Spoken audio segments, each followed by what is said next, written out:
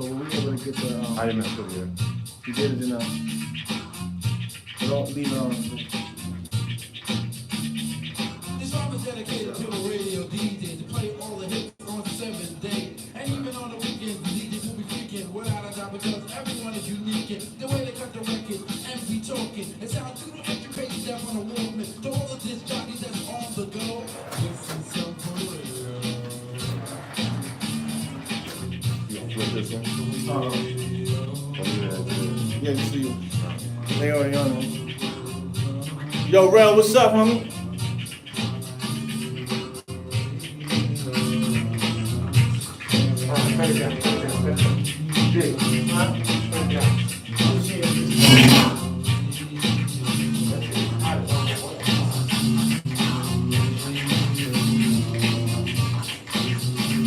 Alright. Wow. Alright.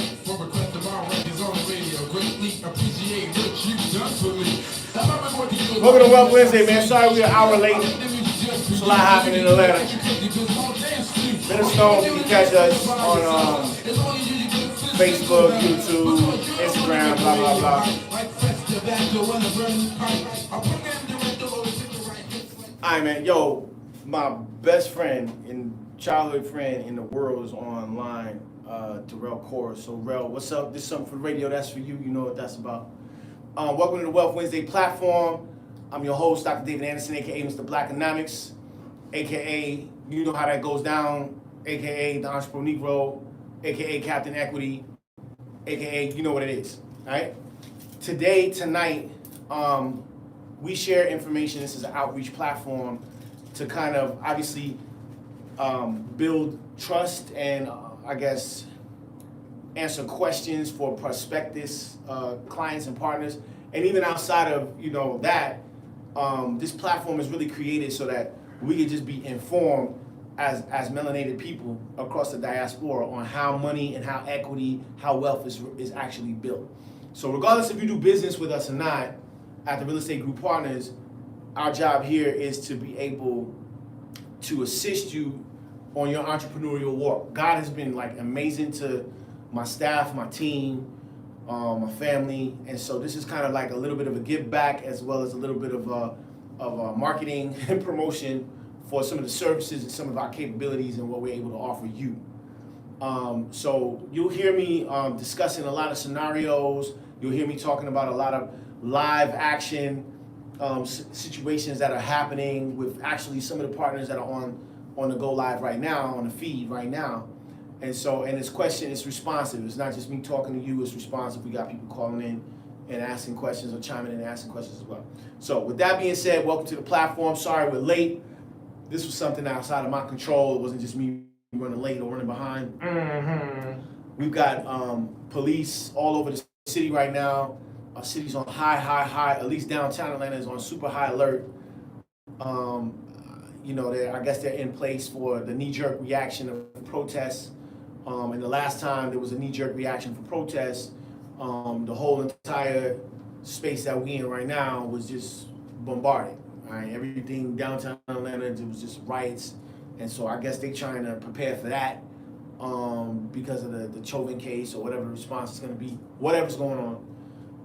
I say that to say that parents, especially moms, if you got your sons out, you need to call them on the phone and you need to have them, if you're in Atlanta, they need to go straight home. On the way to the studio, and I'm gonna get back to this scenario that I got on the board in just a second, but on the way here tonight, a young person or two young people smoking super weed, eyes booted, zooted out their minds, crashed into the back of the Opportunity bus while I was being shuttled here to do this broadcast. And so, I hop off the truck. I don't got my vest on. I don't got no weapon on. We was in the field all day. I had the vest and all that, but it's in the back. And I was like, it's the end of the day. I'm taking all this off. I'm hot, I'm tired, I'm sweaty.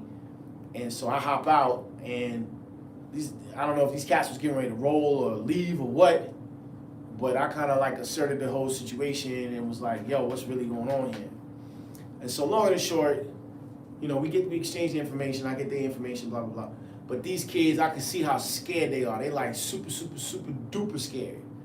And with what's going on right now, with all these police down here, all I needed to do was just call and be like, yo, we got an incident.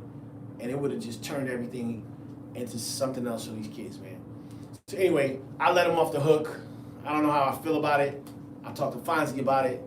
Fonzie said we need to make the kids do 30 hours worth of community service or work at the office for 30 hours or whatever it is. But I just felt like You gotta learn, man. calling the police on something where we could just take it to Mercedes-Benz or we could fix it ourselves or pull it then out, buff it, or have them buff it, whatever. I didn't really feel like calling on police tonight, man. So I let them go. Interestingly enough, we had some commentary, fireside chat from some chicks. I don't know what the deal is with that. Why women, well, I don't say all women, but some women feel they have to inject themselves in a situation that has nothing to do with them. But either way, we handled that. Wasn't none of their business. And I let the kids go. So between that, the popo, and the internet, I don't know if they got jammers going on or whatever. This is no signal. Phone's not even working, dude. Nothing's working. No communications whatsoever. I don't even know how we're getting out right now. We got our own device that has its own encryption code or whatever. Mm-hmm. But with all of that going on right now, tonight is just a really ill night. So we want to get everybody centered. And if you're at home right now, you're safe. Just call your kids. Bottom line, call the kids. Call a young cats that's in the street going to get a Philly cheesesteak, smoked up high as hell in a new car. Don't know where they're going. Hopefully they make it home safe tonight. But call them kids, call them young kids, and tell them to go straight home. If they at their little girl's house or whatever, you might even want them to just stay there until in the morning. I'm not promoting that, but it's just one of them nights tonight in Atlanta. It's too much going on. All right, so anyway, getting back to our original story that we were talking about, because I know we got people joining us on the YouTube. I know we got people joining us on Facebook. Y'all might be trying to figure out what's going on. Did I miss anything? What's Wednesday? What's going on? Blah, blah, blah, woo, woo. We're talking about some of these new trends that are happening in the field. And it really boils down to asserting yourself over your property, right? 90% of ownership is not a deed. You can have a deed all day long, but if you don't have control over your property, if you don't have possession, 90% of ownership is possession. If you don't have possession, you got problems.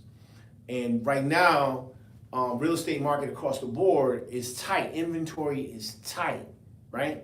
Because of the COVID, people haven't been doing a lot of buying because things got slowed down. There wasn't a lot of selling or buying going on. And so now there's a lot of buyers that are liquid and there ain't a whole lot of inventory. So you could take a little pissant property, that's like 0.16 acres and put it on the market and get $500,000 for it downtown Atlanta. Go figure. So what's happening is because there's very limited inventory, we don't ever have no inventory problems because we got a unique way that we go about handling our business. So there's always inventory on our end. But on the market as a whole, there is very limited inventory. And so right now, these very aggressive investors are figuring out new ways to try to go and procure property. One of these ways is to partner with the REO department at the institution and moonlight under the auspice of property preservation. Well, now what am I saying? Well, Dr. Anderson, you're using big words. What you talking about? What I'm saying is the banks can't handle all of this field work. So the banks go out and they hire these charlatan companies, these quote property preservation companies. And the banks empower these companies under the auspice of some mortgagee clause that you sign. The finding is these companies that are doing this have their own agendas. And so not only are they not just doing this job for the bank, we good with that? Okay. Not only are they doing a dirty job for the bank, right? This is unclean hands all day. That's the legal term for it. When it's a dirty job, it's called unclean hands in the court. When you got unclean hands, they can be like, oh, well, we didn't have nothing to do with that. That was this company. But this company or these companies are taking on the position that they're going to go kick people out their house. or they're gonna go and try to trick people into thinking that they have the upper hand if you go for this foolishness, all right? And then furthermore, these companies ain't on the up and up because they got their own agenda. For instance, today, this house that we own with a partner, and what's up, Walls? This particular house, when we went on the job site to change the locks and reassert ourselves over the property, we got a phone call from one of the neighbors, called the office first call of the day, like, hey, y'all need to come check on your house. There's people in and out of it, and they don't really look like they're supposed to be there. So when we go there, we don't see them just yet, but throughout the day, they start to present themselves. You know, we there for about an hour and 45 minutes into it, somebody shows up. So, you know, we posted. We got the whole team. We on the opportunity bus, you know, Mercedes-Benz Sprinter. We got on vests. We armed.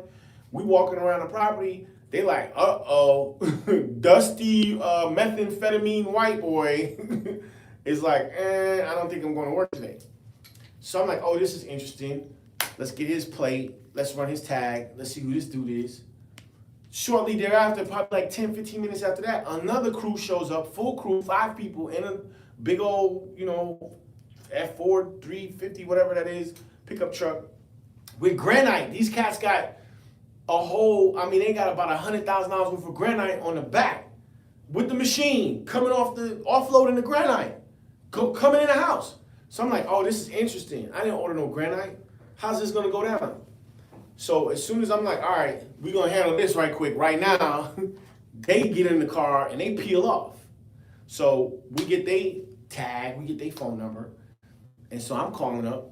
And this is the most interesting part about this, so I gotta share this on Wealth Wednesday, because we can't make this up. Where this is going, this is really going to a Dr. David Anderson show, because like you would have to just see how this goes down. Just turn the cameras on and just follow me, because the adventures in real estate is real. We called the dude, we called the owner, and I'm like, yo, you had some people coming to the house to deliver an order? Yeah. The client paid me a whole lot of money to put this granite in. I'm like, okay, well, you can cancel that. Oh, no, I'm not canceling the order. They already paid me. The granite's going in today. No, it's not. And if you bring your boy in the house, right, I'm letting off a whole bunch of shots. So I wouldn't do that if I was you. And I would be within my right, because in Georgia, if somebody breaches your door, it could be considered, you know, a home invasion. And if I'm home and I'm the homeowner, I have to, quote unquote, protect myself. And, you know, I don't like going to the gun range. So, you know, the pump shotgun, you know, is just, you know, it's nasty, man. You know what I mean? So you can come if you want to, but you can leave your friends behind. Because if your friends don't dance, and if they don't dance, then they no friends of mine. Hey. Wow. So we can dance. We can dance. Everybody clap your hands.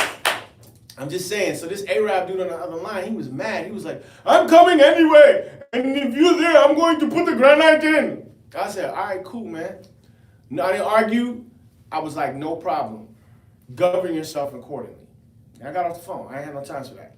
So I then had to get Gwinnett County involved. So we had to fill out police reports, all this type of stuff. I'm giving them information. I'm giving them the names, the VIN numbers, the tag numbers, all this type of stuff. They come out, they take the report. I say this to say, the deputy's like, yo, call them back. Because the deputies can't even figure this out. He's like, yo, what kind of hustle is this? You know, why would somebody break in a house to fix it up? This is a new one, right? I'm like, yeah, this shit is crazy too. I ain't never seen this in 25 years. What's that angle? So when we started talking through it, it was like, okay, well, there's a couple of angles. Number one, let's say we weren't an active investment team where we go out and we, you know, are monitoring our properties, okay? Let's say we didn't have these relationships where we're out and we're able to change locks and in the same time the call comes in, we respond. Let's say we weren't set up like that. And we went for another 5 years and didn't do anything with the property. Well, then guess what? Number one, this property preservation company that's been hired on behalf of the institution, this pass-through entity, which don't even have a real deed, and we'll talk about that in a second. We'll get back to this in a second. They could have fixed the house up, brought it to market, and sold it on behalf of the institution with the fake deed. That's one scenario, right? Because remember, the institution, in their mind, they're like, oh, wait a minute, we got an interest in the house, so we can go in the house and fix it up. That's one. Two, it could be, and we're speculating now, the deputy's gonna let us know in the next 48 hours what the deal is. But the second thing is, it could be the property preservation company, unbeknownst to the institution, working to put this $150,000 worth of upgrades in the granite all over the floor and all over the kitchen and all that stuff and downstairs, because it's a really dope house, like 9-bedroom house. It's crazy. So they like, okay, we're gonna put this money in here and then we'll put a mechanics lien on it so that when these guys go to sell, we'll just, you know, put a cloud on the title and get paid at closing. That's another option. Or number three, fix the house up, move in it, and assert their squatters' rights into adverse possession, which is a whole nother esoteric argument, which would suggest that if you occupy the house, that, you know, you could some type of way through adverse possession take ownership of the house. These are three very real scenarios. This is not speculation. This is very real. Okay? So the question now becomes, well, damn, the market is so hot right now, and it's so bottlenecked because there's no inventory, limited inventory, that these investors, these so-called real estate investors, are getting aggressive. They're getting super aggressive, super creative. So how do you stop, these aggressive so-called real estate investors from coming into your stuff? Dun, dun, dun, dun, dun, dun, dun, dun, Captain Equity to the rescue. So I made a call. I was like, yo, this is crazy. This is some new shit, man. We gotta get in front of this. This is nuts. Like, how does this go down? And it goes, this is a very conservative, this neighborhood is so white, man. You think they still voting for Trump. Okay, and that's cool if you vote for Trump. I ain't got nothing against that. I'm not condoning it, but I'm just saying it was that type of party. It was some Trump and Pence flags still in the yard. Okay, and so I'm like, yo, how right? Where does the equity reside? Like, house next door is like 780. The other house is like 690. Like, this is, what I'm saying? This is where the equity resides. This is where the money resides. So I'm starting to think, I'm like, well, wow. A property, quote unquote, property preservation company with some bull BS documents from an institution that's a pass-through entity that has a voided deed that ain't nobody checking on. Somebody could get away with that. Especially people that don't look like us, because ain't nobody gonna check. And be like, yeah, the bank sent me out here. Let me see the paperwork that the bank gave you authorizing you to come out here and do this work. You know what I'm saying? Like, what I'm saying, class, is that we gotta start inspecting these docs, right? We gotta start doing, like, forensic audits on everything, man. Like, people are just telling you stuff, and they're putting on these safety vests, and they're going out, and they're just doing whatever. And we gotta start, ain't nobody coming in here. Nah. And it's funny because when 4 black people start coming out of a house, you know what I'm saying, and they got weapons and stuff, and they got vests on, yo, white people is gone. They didn't even say nothing. They was out. They all just, they all knew what it was, and so it automatically let me know something was funny. So anyway, I say this to say, yo, be on the lookout, because this is a new protocol. This is some new stuff that they doing. I don't know if you've seen this before. Maybe some of y'all have seen this, but this is happening right now. All right. Which means that this is going to become standard protocol because of the situation. People feel like they got to eat by any means necessary, and they're going to roll over whoever they need to roll over to do such. And so I'm just trying to keep the family alerted as to what we're seeing in the field, do a lot more inspections. What's the solution? Well, I'll tell you, I made a call to Pad Split, and I basically was like, look, we got some more available inventory. I got 9 bedrooms, what's up? And Pad Split's like, well, look, the rooms downstairs that don't have direct access to the bathroom, we'll give you $155 a week on. And then the rooms upstairs, because it's like, each room has its own bathroom type thing upstairs. So, it's like 5 bedrooms upstairs, all have their own bathroom. That's like $230 a week they're paying. Private room with its own bathrooms, $230 a week.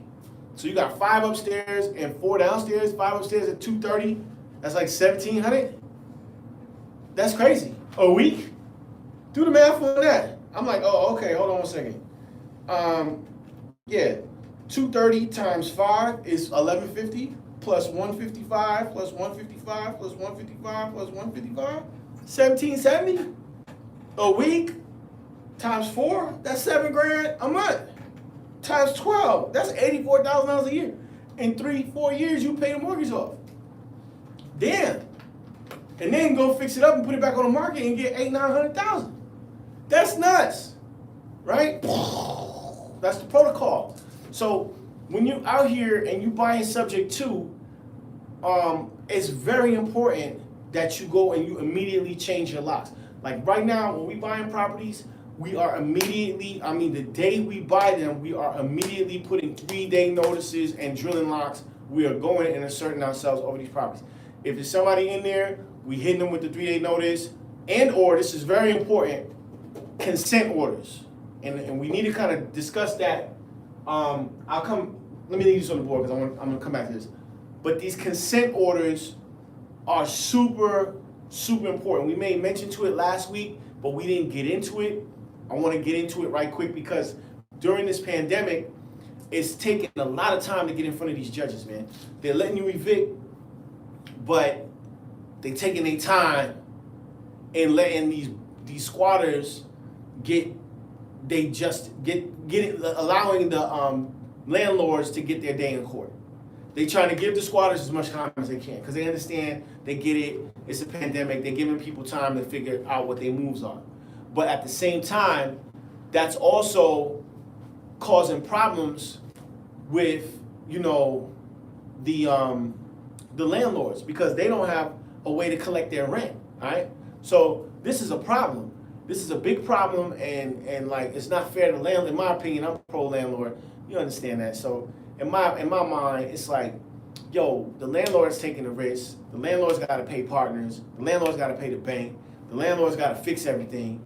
And now these people is because it's a COVID, they just allowed to stay as long as they want. Nah, that's not how that goes down. The landlord still has to get his profit, his interest, all of this type of stuff to make everybody else whole that's involved in the deal.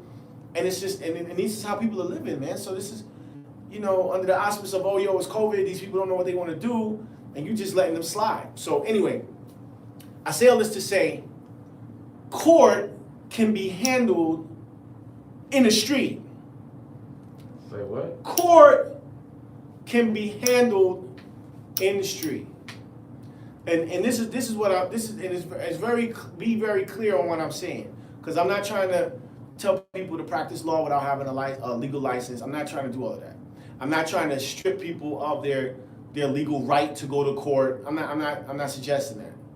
But what I am telling you is that these are your options. Your option is either A, you file a petition, you go pay the process server goes and throws something on their door, and they gotta wait whatever amount of days to go respond and go to court and all that type of stuff. When you get to court, the first thing the judge is gonna tell you is to mediate. The judge don't even wanna hear your situation. The judge is gonna tell you, yo, go work that out. If you work it out, fine. And so what I'm saying is, to get in front of a judge right now is, even if you file and the process server locates, perfects service, that's 7 days right there. And then they got another 7 days to respond, that's 14. And then when you get into court, they're gonna tell you to work it out. Work it out means give them 30 days leave. So reading between the lines, that's 45 days. That's just if you just go the regular route, okay?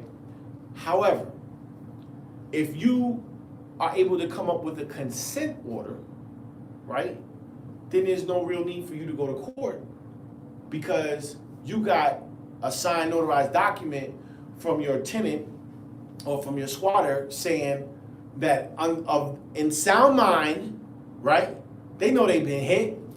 They know what time it is. They dealing with logic and reason. They just waiting for somebody to tell them where they gotta go, that it's time to go, right? So if you're fair, right, we're not coming out here, we're not coming with no crazy energy. It's like, look, man, how much, listen, we got a rent, we got, everything is in order. How much time you need? That's the conversation. How much time you need? If you're able to negotiate with these people, then you don't necessarily have to go to court because you got an agreement. If you could get an agreement vis-a-vis through a consent order, and it's notarized and it's signed, you could take a picture of that, load that up to the internet, send it over to the courts, e-file it, and it's done. All you sending it straight to the judge. All the judge got to do is review it, and the judge signs off on it. And if they don't agree to it, it's an automatic writ. And in addition to that, you're able to recoup the amount of days that they're staying inside of the house. Per day, I'm charging $95 a day. If you're not trying to comply, it's $95 a day from the time that I bought that house. So if you want to stay up in there for like 9 months, it's cool. I'm going to have an $80,000 bill, and then your credit's going to be jacked up. So it's very important, class. Listen to me. It's very important to go and negotiate with these people. It's very important. Be very careful when doing that. Don't never go by yourself. I always have a team with me. We always got, body armor on, and we have weapons and all this type of stuff. But when you go in to talk to people, and we practice social distancing, we got mask advisors and all this type of stuff. But you want to talk to people in a way that you are empathizing with them in their situation. You want to go and you want to try to help them. You want to try to bring a solution that's going to make this a better transition. You know what I'm saying? Now, some people don't deal with logic and reason. They mad. They like, oh, it's your fault, blah, blah, blah. You know what I'm saying? But keep this in mind. This is important too, because I don't want y'all to take on this burden of, oh, damn, I got to put somebody out the house. And then hear me on this. In my world, right, the type of stuff that we look for, it takes 36 months for this stuff to go through the process of the courts. It takes 36 months. My research team is looking for these cases that's been in the system for 36 months. So the whole notion of, oh, I didn't know, right? It takes 36 months, it takes 24 to 36 months for the thing to even go through. It takes 12 months to get a levy. Okay? So if because somebody goes to court and they pop you and they get a judgment, and then that's one thing, right? That's maybe a 12-month issue. Then you got to take the judgment to get a levy. That might be another 12 months. Then that levy got to become a foreclosure. That's another 12. So it's like 12, 24 to 36 months. You can't tell me you didn't know that this was going on. You can't tell me, oh, I didn't know I had to pay the HOA. Nah, nigga, you was trying to get all you could get. You was trying to be all you could be. You was trying to go as far as you could. So these people already know they behind the 8 ball, right? So don't take that on. A lot of people, we was getting consent orders last week. I had like 7 consent orders. Just woke up one morning. I was like, you know something, man? It's that time. It's time to get out day. You know what I'm saying? I called it whatever. 3-day notice day is what I called it. And it's like, yo, everybody call everybody in the office. Everybody on this bus. It's 3-day notice day. Well, what's going on? This is mobile real estate services. We ain't even going to the office. Everybody's on the bus. We handling all our business in the field today. And he's looking at me like I was crazy. It was like, yo, what's wrong with Dave, man? He's bugging. I'm like, yo, this is the summer. We got people holding us up. We can't even get to market because it got squatters. And I'm not going to sit here and wait for court. Mobile real estate services, 3-day notice day. I'm just on one, right? Knocking on people's doors. I get my knock. I had to prepare for my knock, man. I had to get my knock right. So I was in the house working on my knock. That wasn't right. Yo, nah, that wasn't right. That wasn't right. No, I'm still working on my knock, right? So I'm like, boom, boom, boom, boom. And he's like, yo, what's this, the police? 3-day notice. So they had already gotten their 3-day notices when we bought the properties. So they sit in the house, they know what it is. They're like, what's going on? So, yo, we just want to talk to y'all. We already filed. You already know we filed the eviction. You already know that's coming. The police done came to the house. They done gave you the information officially after we put the 3-day notice on. I just want to talk. Okay, what's up? Man, how much time you need? Because we trying to stop you or stop the police from coming in here right now. Like, what you want to do? Oh, man, I just need a week. Oh, man, I need 2 weeks. Oh, man, I need to end the month. No problem. Sign right here. Boom, boom, boom, boom. It's that simple. But people be so afraid to go to the house and try to have intelligent conversation. A lot of these people, there just needs to be something that happens that prompts the conversation to get into that place where you could take control or take more control over your property. Now, all of them don't happen like this. For the 7 that we did, I got one that's just like, on one. You know what I mean? And so you leave that for the court. The person that's just like, I'm going out blazing, guns blazing, no problem. That's what you want to do. Yo, we gonna go see Judge Newkirk, and we're gonna let you tell Judge Newkirk how you feel, and they're gonna tell you 7 days. That's how that's gonna go down, and I'm gonna get a judgment, and I'm gonna come after your credit. But if you're talking to people and you're working on your consent order, you're avoiding court, right? You're avoiding the credit getting toasted, right? And then in some instances, if their mortgage is in play, guess what? What are you gonna pay the mortgage for you? Oh man, so it's a win-win. Like some people that are in these houses that got popped on HOAs and they were still paying the mortgage on time. So now, you gotta move out, you gotta go get into an apartment or whatever. But guess what? Your mortgage is about to be paid off. So your credit is about to be skyrocket high, and now you can go get something. And we're gonna talk about this tonight. They got loan plans, because everything's changing now. There's a lot of money in the market. They got stated income plans. I don't know how they doing this though. They got stated income mortgages going up to $2 million. Stated income. All you gotta do is show 12 months worth of bank statements. What? Yo man, I'm telling you what's going on. I'm out here, I'm in the field. It's mobile real estate services. All right. We not even in the office. We in the opportunity bus. We got internet. We got printers. We got coolers. We got all kind of stuff going on. Survey tape. We out here. Okay. We out here for real. They got up to $2 million. That's how high it's going. Stated income, 12 months, bank statements. And we'll talk about that later on in the show.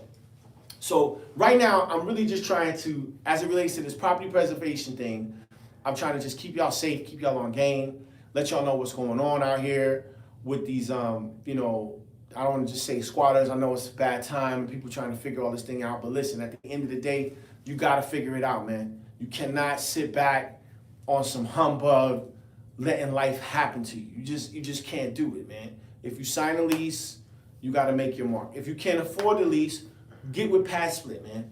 Call Pad Split.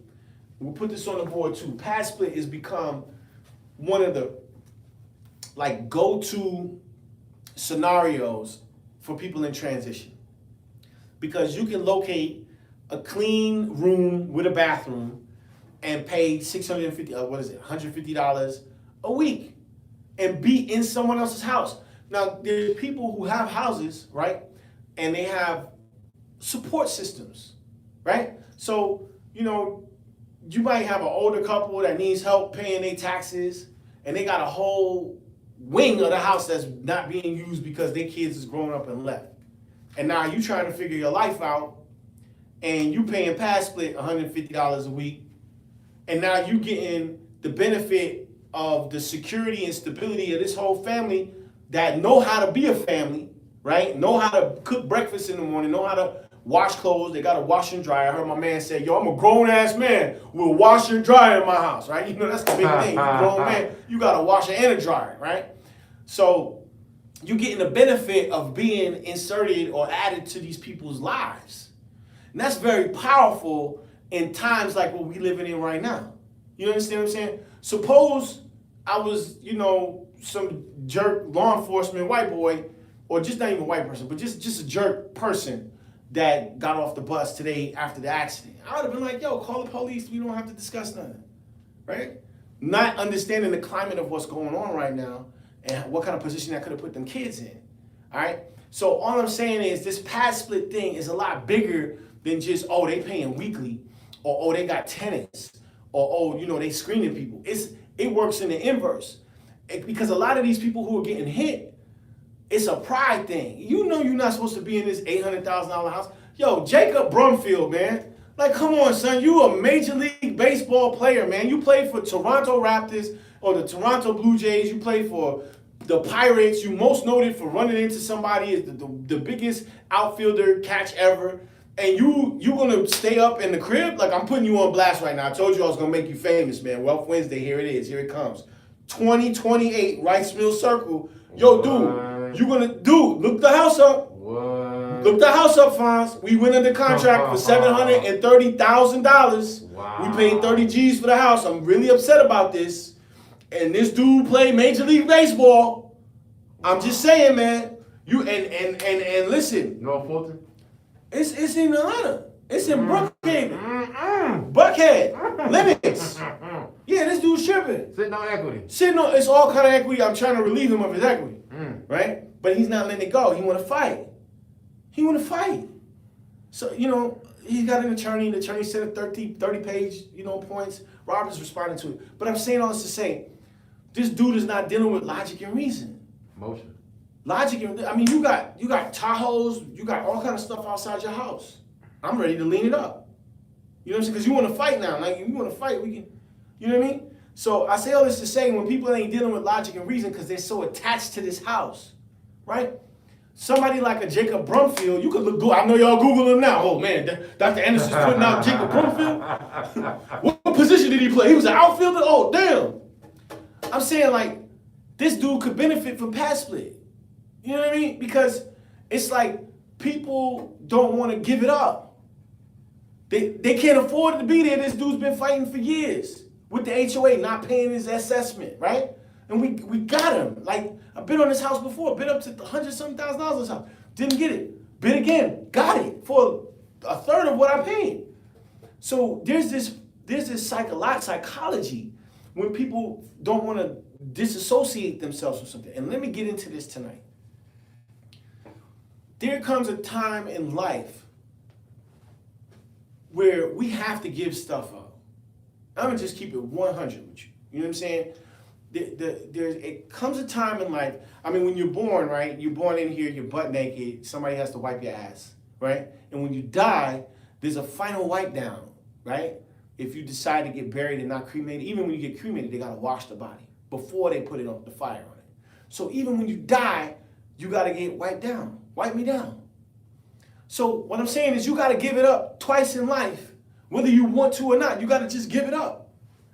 And sometimes when you're in life, because we accumulate so many things in life, right? Sometimes we find ourselves in positions where we're being told to give it up. And I can tell you, man, it's a cathartic feeling.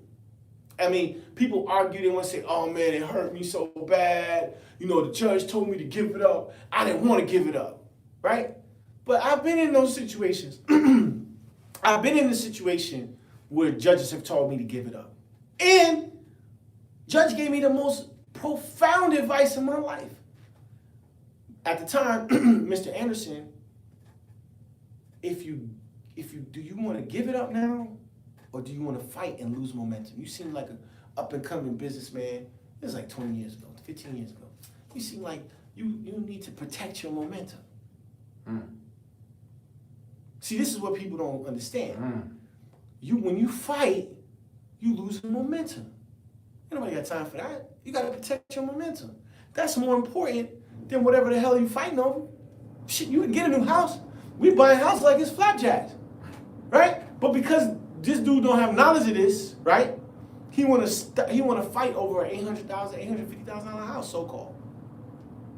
So all I'm saying is, if you can recognize who is going to fight for whatever it is they think is theirs, and then who has logic and reason to negotiate, hey, I'm in a bad spot, I tried it, this didn't work out, let me give you your stuff back. Because this is the deal.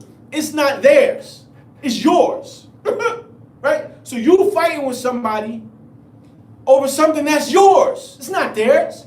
When you don't pay for this stuff, it's no longer yours. Listen, you can pay the mortgage all day. Don't pay the HOA, we coming for you. Don't pay the taxes, we coming for you. Oh, well, I don't understand. I pay the tax, I go to work, I pay my mortgage. But that's not enough, man. Y'all sign up, when you sign all this paperwork, you're signing up for the covenants. It's an easement, it's a rider, it follows the property. And these covenants are killing people. People ain't even reading, they don't even understand how much power the HOA has over your life. And you can't fight against them, man. They win every time. They charging you per day, $25 a day, because you're not moving the damn trash can. They got it, man, they got you. If you want to be free, don't have a mortgage, don't buy in an HOA. If you buy it in an HOA, you gotta comply. So people get in these pissing matches because they want to feel like they right. oh, I'm right. This is my house. I pay the mortgage here. But dude, if you're not following what it is, the rules and regulations, you're not playing, you're not cutting your grass, you're not doing what you're supposed to do, then it's problems.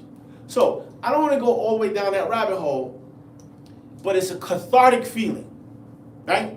It's cathartic to give it up. You don't want to have to give it up all the time, but if you're forced into a situation to make a decision, do I fight for this piece of property or whatever the hell I'm fighting for, or do I protect my momentum? Do I fight for this house in this divorce, right, with somebody, or do I protect my momentum? And judges are funny, man. Judges are funny, because if y'all monkeys can't come to a conclusion, right, this is how judges rule.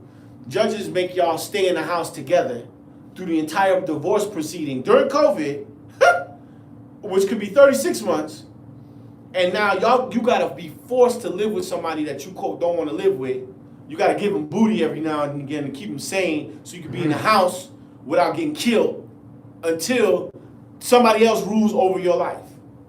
Or you can say, you know what, yo man, you can keep that. Don't even worry about it. It's cool. I'm good. But most people can't move like that because they can't figure out how to go buy a house for $10.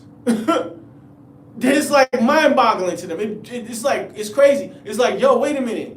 You was fighting in court over the house? You stayed in court for 5 years over the house?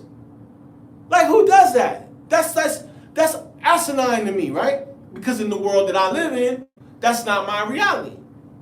So I'm just trying to preempt y'all for the type of challenges when you run up in front of them, how to kind of solve them. And a lot of times when you're doing these consent orders, when you getting your door knocks on to avoid having to litigate and go through all this court stuff, the mediation is really the joint. You can really get a lot accomplished in mediation, and you can even get more accomplished in the street than you can in court if it's set up right. Because all it's about is finding out what is it that you need. Everybody's not going to deal with logic and reason. Everybody's not going to say, hey man, you know what? I'm going to give it up. I'm going to just need a week. I need 2 weeks to collect my stuff and I'm out. And this is even the best thing, because ain't nobody got time for evictions this summer. You can write in there, hey man, you need to bring everything in this house out. You need to leave it clean, because if you don't, we're going to hit you with the judgment. Oh yeah, man, I'll make sure it's all nice and clean for you, man. I'm going to have a lady come in here, the little 2 Brazilian Mexican chicks, they're going to come in, they're going to clean it all real good for you, man. No problems. So now, right, you waiting 2 weeks means that you don't got to come in there and bust your behind during COVID, picking up other people's stuff, having to pay to dump their stuff.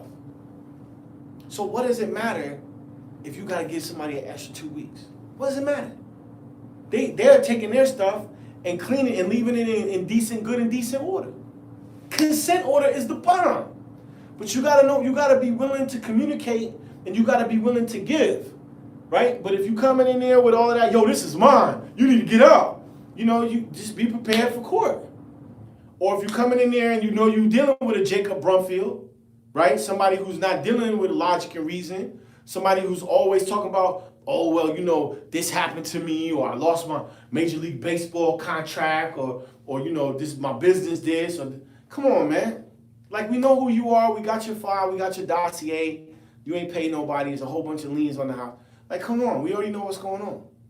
So there's a little bit of game for y'all, you know, while you out here in the field of entrepreneurship, because what it is all that office stuff right now for the summer, the business is being handled in the street, man. Like, if you really want to make some bread right now, yo, I would invest. Like, there's a lot of sprinters on the ground with this Amazon stuff.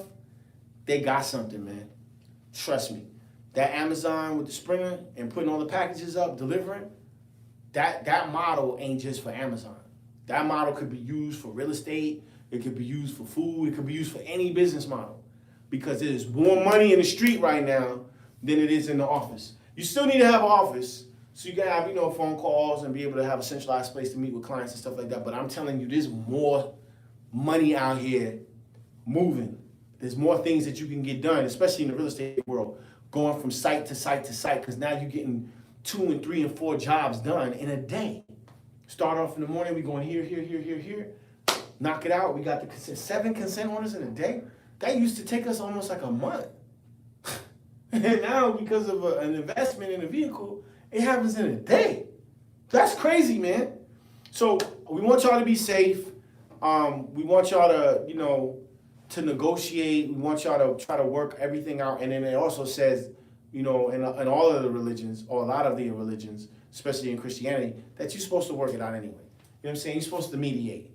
You know what I mean? You're supposed to talk to your brother, find out what the injustice is, and figure out how you can get to some kind of common ground before you go and try to go to the courts. Like, work it out. Work it out with your people, man. All right. Do we have any questions before we get back into this D-grabbing game? What we got going on, Fonz? Just some comments. What's the comments? Mr. Anderson Wilson Jr. said yes it is, and then they were talking about your knock over here on Dwayne Mooney say. Oh, Dwayne Mooney. Give us a knock. Yo, that's Paul Mooney's sons. What's up, Dwayne? I see you, man. Stop playing. Yeah, that's Paul That's Mooney's. Mooney's. That's the Mooney twins. Dwayne What up, Dwayne? What up? All right, this got Mr. Hold on, man. Oh, my bad. What's on there? Tripping. Come on. India Naiji said, I want to thank you for getting me started on the road that I am on right now, long way back since What's up? Blackonomics. And then Blackonomics come back on the radio. Be prepared for that. Oh, essential is more than 30 hours. Oh, he's talking about the kid. When I said give him 30 hours. No, he need to learn a lesson, man. Who's that? About the kid. That's Miss Wilson? Quintessential. Oh, yeah. I need to honestly. About the kid. We're gonna put this out to the Wealth Wednesday crew. What he's talking about. We had some issues in the beginning of the show or whatever on the way over here. There's just a lot going on tonight with the police and stuff like that. In position to knee-jerk reaction for all of these potential protests that are potentially happening with all these court cases with George Floyd case and all this other kid that got Say his name. shot. I can't even remember his name, but Dwayne. I mean, Dante. Dante. Mm-hmm. Taser, gun, taser, plop, plop, plop. Fuck, yeah. I shot him. Like, really, lady? Sir? That's what she said on the video. What, who? The officer, when she shot him, she said taser. Yeah, but she shot him, yeah. But she says, oh, fuck, I shot him when he drove off. I don't know. No, that's what she said in the video. I don't know, Cat. We're gonna have to start selling body armor, man.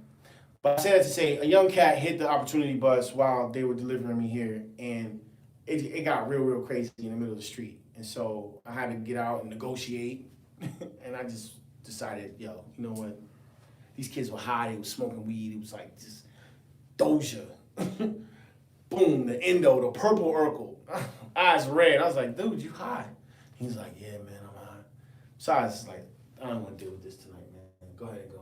Anyway. Damon Palmer said he's starting his own video ASAP. Oh, yeah, that's Palmer. That's a huge entrepreneur in Atlanta. Okay. My man, Damien, what's up, man? We got to talk about that. But anyway, Wealth Wednesday crew, if y'all could just comment on what we need to do with these kids, I need some help on that. Hold on a minute. I said give him some time, made him put in work, 30 hours. Fonzie suggesting that the kid do 30 hours. That's what he's going to get. 30 man hours. He's going to go to jail. He's going to get a citation. We don't want him to go to jail. I know, man. I'm just saying that's what's going to happen to him. Right. When he gets knocked. He's going to go to jail. He's going to get a citation. It was weed. He's going to lose his car. He's going to Just do got all the car, that. had a Just got good the tag car. on it. All that's going to get on. And he's going to get potentially some time that he got to do hours, community service hours. Because it's a misdemeanor.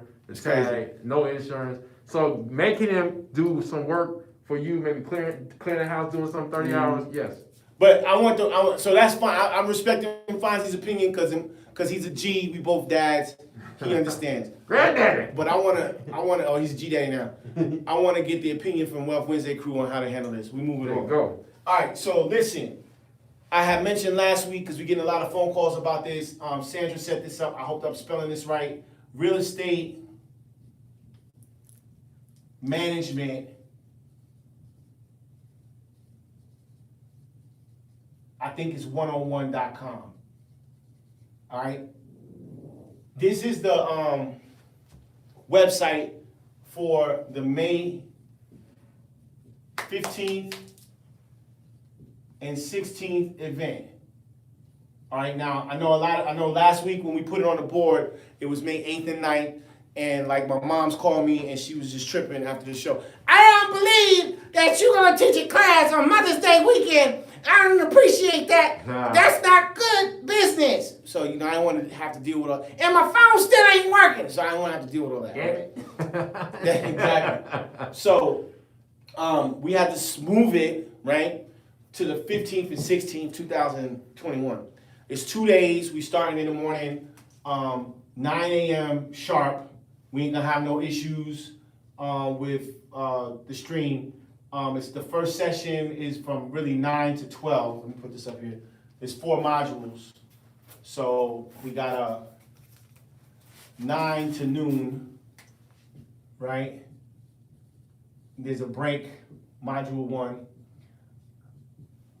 And then we come back at 1 p.m. to 5 p.m. That's module 2. Then the next day, this is Saturday here, so y'all know. The next day, which is Sunday, we're gonna start again at 9 a.m. to noon. Module 3, excuse me. And this is Sunday.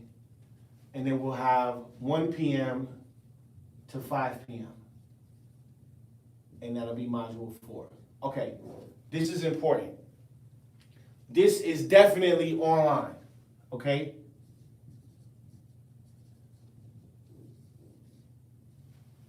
We'll be at a facility, there'll be internet, blah, blah, blah, blah, blah. The in-person is we're putting together the protocols to kind of keep people safe because we're still in a pandemic. So we're requiring that you have COVID tests. If you want to do the in-person, it's limited seats. My staff is still trying to figure out, how we can do this in a safe way. So we're dealing with the location on how to do it. But the in-person is going to require you to have a COVID test 24 hours or 48 hours prior to you coming, if you're going to come. There are limited seats. You need to have 2 masks on and a Pfizer.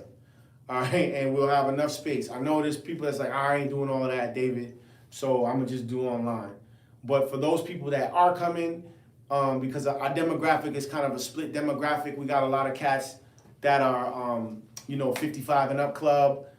We kind of hammering the 45 to 55 year old, the 35 to 45 year olds, and the 45 to 55 year olds. That space we hammering on. And then we got some young people listening as well, the 25 to 35 club. So we have like these 3 different demographics. And we want to keep everybody safe. So I know we asking a lot, but on the website, all of this information will be there. If it's not there already, well, it's there because it's up. But if the information as it relates to the in-person might not be, I know Sandra's loading stuff up for that. But that's what we're requesting. If you're not able to do it, then it's cool. Just do it online. Afterwards, there will be a networking session from 5 p.m. or really 6 p.m. till about 10, well, we'll say 9. I know ain't nobody leaving. All right, I'm not gonna be responsible for that. That's gonna be on your own time. We'll have the information there. But I am reaching out to some of the celebrity friends that I have. Hopefully, the Mooney Twins, if y'all can come through, that'd be dope. Damian Palmer, please definitely come through. I put a call into Mr. Robert F. Smith. I called George Frazier, and I called also Mr. Roberts. We're gonna have some heavy hitters in the room. We're gonna see what's going on with that, so people can not just network with the people that are on the other end of this camera, but also have access to the Rolodex. So I get it. I understand what's going on, but again, we're gonna have our social distance protocols in place, man. So this is really important that if you want to get involved, that you follow that. All right. This ticket is $4.99 for both days. All right. You can pay now at realestatemanagement101.com. realestatemanagement101.com. So last week when I talked about this, it was really focusing on evictions. And so when I thought about it, I was like, yo, wow, management is a lot bigger than evictions, right? So what are people gonna learn at this class? This class is really everything that I would have wanted to know about real estate if I started 25 years ago. All these, little perks and stuff that I'm teaching y'all right now, the game. Because honestly, the tax lien certificate class, we're not doing tax liens at this event. I will have information about tax liens at this event for another event, all right? But this event is imperative because, we can teach you how to procure property. I can teach you how to raise the money to buy the property. But if you don't know how to manage the property, right? If you don't know how to just deal with people and understand how to get things done, it ain't gonna happen for you. Trust me on that. So this class is gonna be real important for newbies and for people that are, doing well. Because there's big time entrepreneurs on the line right now. You know what I'm saying? Trust that. They out there. But there's some things that you can learn as well. And I know people are like, well, man, I heard Dave speak before, or I heard John Hyder speak before, so I don't have to pay again for that. But this is the thing. When you're totally vested in education, you're always learning. And I got a piece of information, even though I've heard John Hyder speak before, I got one piece of information that allowed me to raise like $5 million on the spot. Like I went, paid for the class, paid my little $5,000, you know what I'm saying, spent 4 days with him. And I heard him say one thing and it was like, oh man, is that how you handle that? Boom, 5 million. Like that, can't make it up. So it's all about information. And if you are at a deficiency, you're only at a deficiency not because something's wrong with you, not because, the man got his foot on your neck. It's because you didn't know, right? You didn't have the information or you didn't know how to synthesize the information. So in these modules that we have right here, these modules are going to be, and all of this will be broken down. Sandra's doing a great job on, putting all this up here. But here, we're going to really deal with property preservation. In the first module, all right? In the second module, I believe we're gonna be dealing with some aspects of the tax lien universe, because I know that people are not gonna just let me slide without even just talking about that. So this will be about the tax sale universe. But really, it'll really be real estate opportunities. Because let me clarify. This will be real estate opportunities, because the tax liens are just one part of that. This is a whole 4-hour module. So I'm going to talk to you about real estate opportunities, which will include tax liens, commercial, all these types of stuff. So just in day one, you'll learn how to kind of manage land. You'll learn how to create a business out of management of land. This mobile real estate services that I was talking to you about, that'll be in here. That's a new feature. We're gonna show you how to set up mobile real estate services.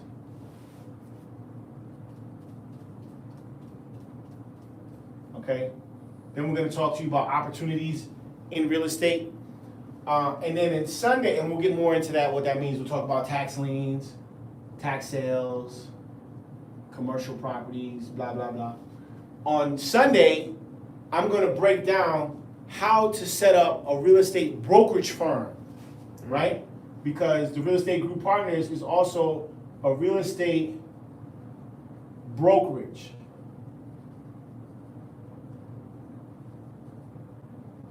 All right.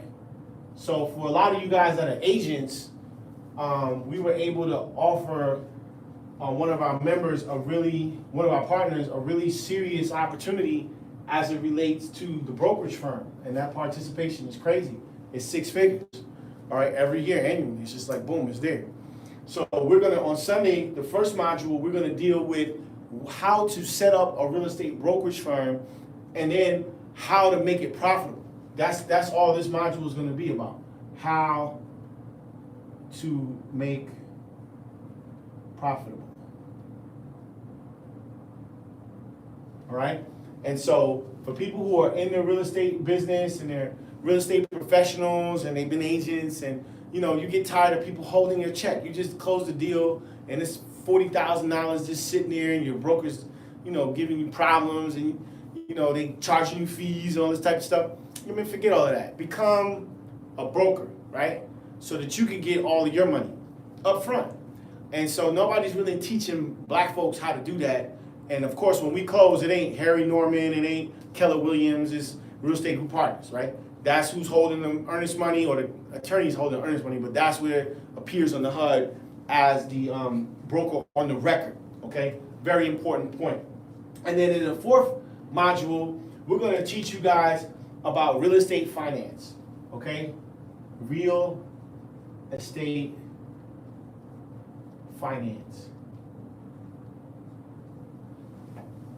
How to raise funds in upwards of the millions and up. All right? So, what are you going to learn at this class?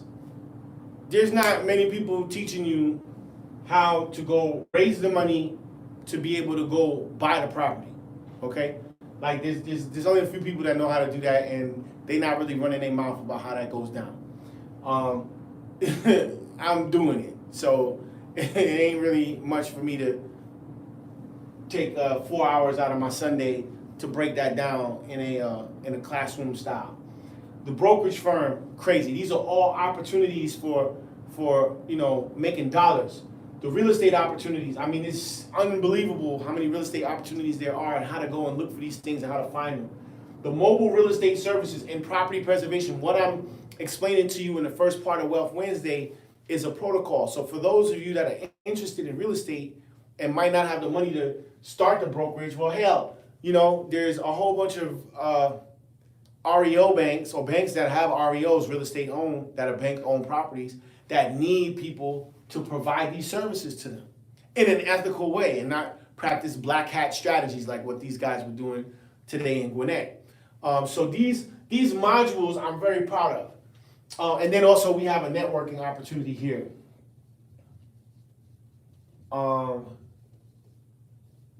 Right?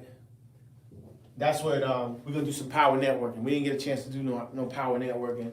But from 6 to 9, that's gonna be the golden time. That's when everybody gets their drinks, they're getting something to eat, and I'm gonna get my Rolodex going, and I'm gonna, call my celebrity friends and my big time entrepreneur people, and it'll just be an opportunity for people to kind of, talk and try to figure out how to connect, and what they can do to just get their thing going. You know what I mean? So I say all this to say, Wealth Wednesday it just was time for us, I think, to just kind of meet or have an opportunity to train, more importantly, because I'm getting all kind of messages about, are you training? Blah, blah, blah, whoop, whoop, whoop. So listen, if you want to do this, please go to realestatemanagement101.com. It's $4.99. You can register now. The in-person space is super limited. So if you want to do in-person, we got to clear you. You need to call the office, and we got some paperwork we need you to fill out, and we got some things for you to do. But if you don't want to subscribe to all of that, you can just do online, $4.99. You can also do the Cash App. Cash App is $DMASRLLC is the Cash App. Or you can pay online at realestatemanagement101.com, realestatemanagement101.com, May 15th through the 16th. Also, I'm speaking at New Birth, which is one of the largest black churches in America, Jamal Bryant's church, May 6th. We'll talk more about that as well. So, we got any questions about what we're talking about on Real Estate Management 101? Let me know now. I can answer your questions before we move on from this. Nah, everybody good. You got the price. It's $4.99. About to run some commercials. Pull out some ads.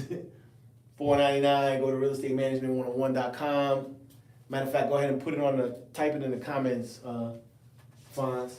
Realestatemanagement101.com. People can go ahead and they can register and get their thing on.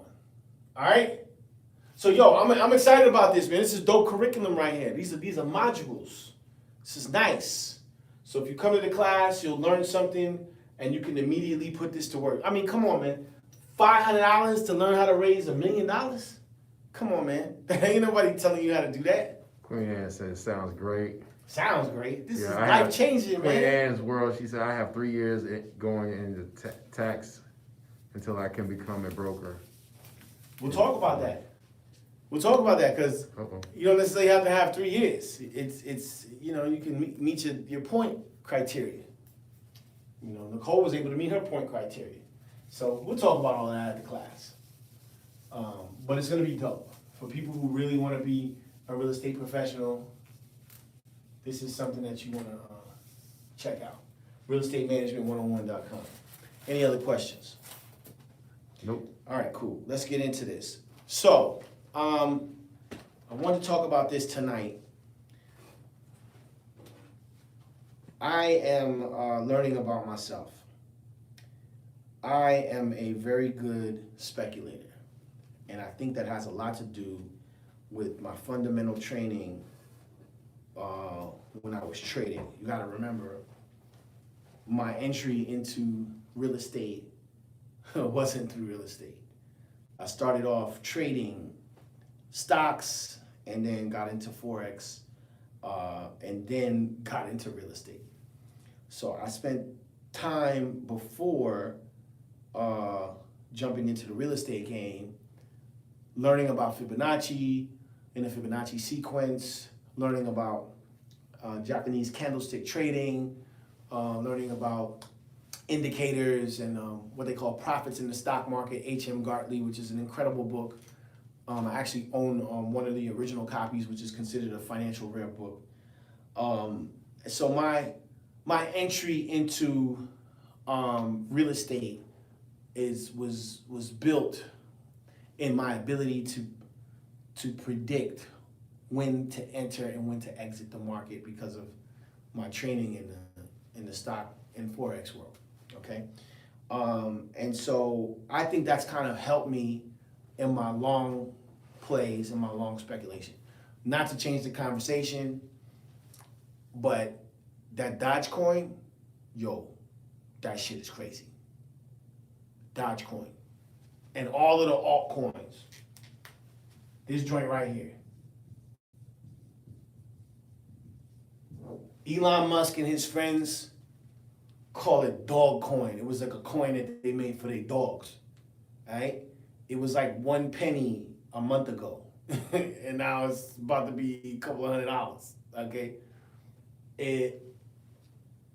There's a deal that I'm doing, and when it closes, I'm taking all the proceeds and I'm just gonna throw it on a whole bunch of crypto coins. I don't wanna talk about that tonight though. So please don't ask me a million questions about what coins I'm buying. When I finish my deal and I get liquid, I will write down what coins I'm buying. I'm buying all the alt. I'm gonna buy like 30 or 40 altcoins. I'm gonna put $5,000 on 30 different coins, and I'm gonna just let it sit for like 10 years and see what happens. But this Dogecoin needs to get $5,000 right now. the Dogecoin, but I'm not telling you to invest your money on the Dogecoin. I'm just saying what I'm gonna do when I hit the closing table. I'm gonna buy a whole bunch of crypto coins. Anyway, I know Mooney Twins got a lot to say about that. I need to bring them on the Wealth Wednesday platform. But I say all this to say that my long game, right, is cold-blooded.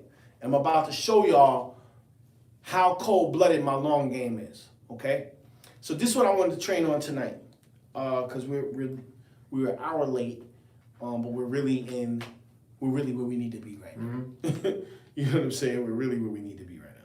So I have this meme that I want to share with y'all It's on the Black Economics Facebook fan page, but I want to share this with y'all in the class tonight. This is a very imperative meme for those of you that are practicing wealth building.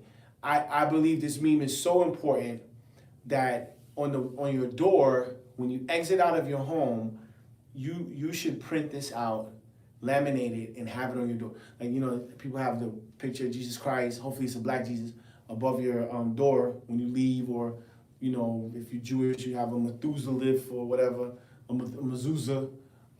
If you a Muslim, you got, you know, Allah or Muhammad or whatever like that.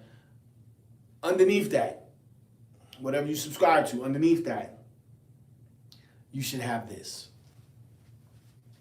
This is called 8 income streams.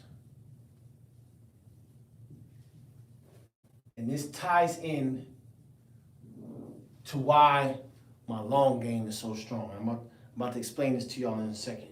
So there's 8 streams of income. So in my mind, I'm like, yo, George Fraser told us to have 3 streams of income at minimum. All right, cool. Then you start reading the book, it's like, yo, Solomon has 7 streams of income. It's like, oh, wow, that's interesting. But in actuality, there's 8 streams of income. 8 different streams. And that's unreal that it would be 8, because 8 is like the perfect number. In science, they have these perfect numbers, right? 8 is one of them, because it's like infinite. You see how it goes right here? It kind of never stops. There's science on that. I don't want to get into that. But 8 is one of those numbers. It's like a perfect number. All right, so the first type of income stream, and I know y'all all know this. This is nothing new, but this is the setup for tonight's lesson. Earned income.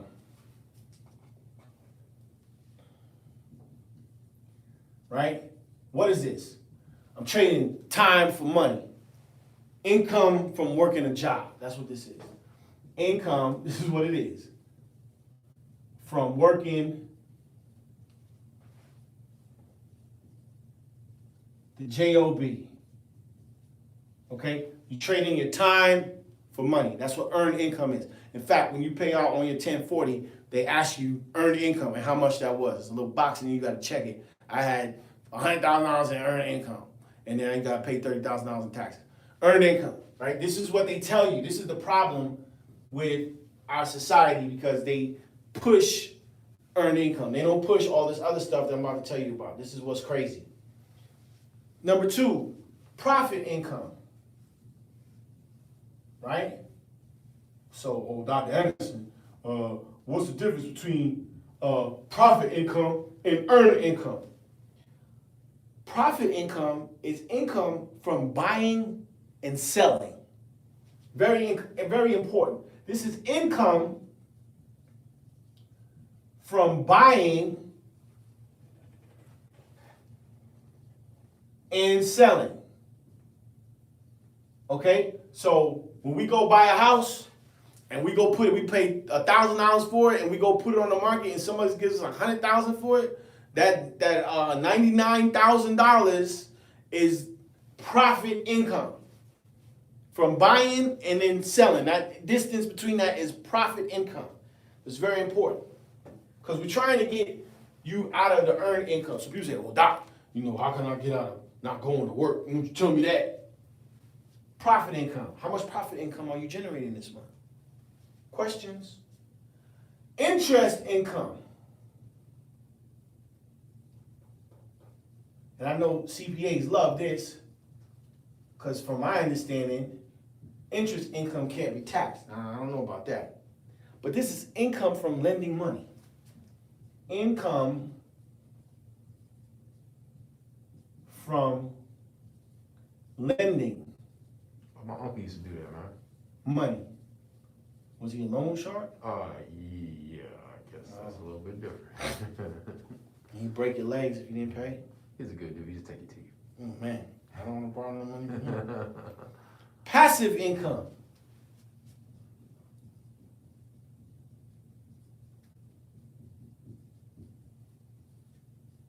Right? Passive income.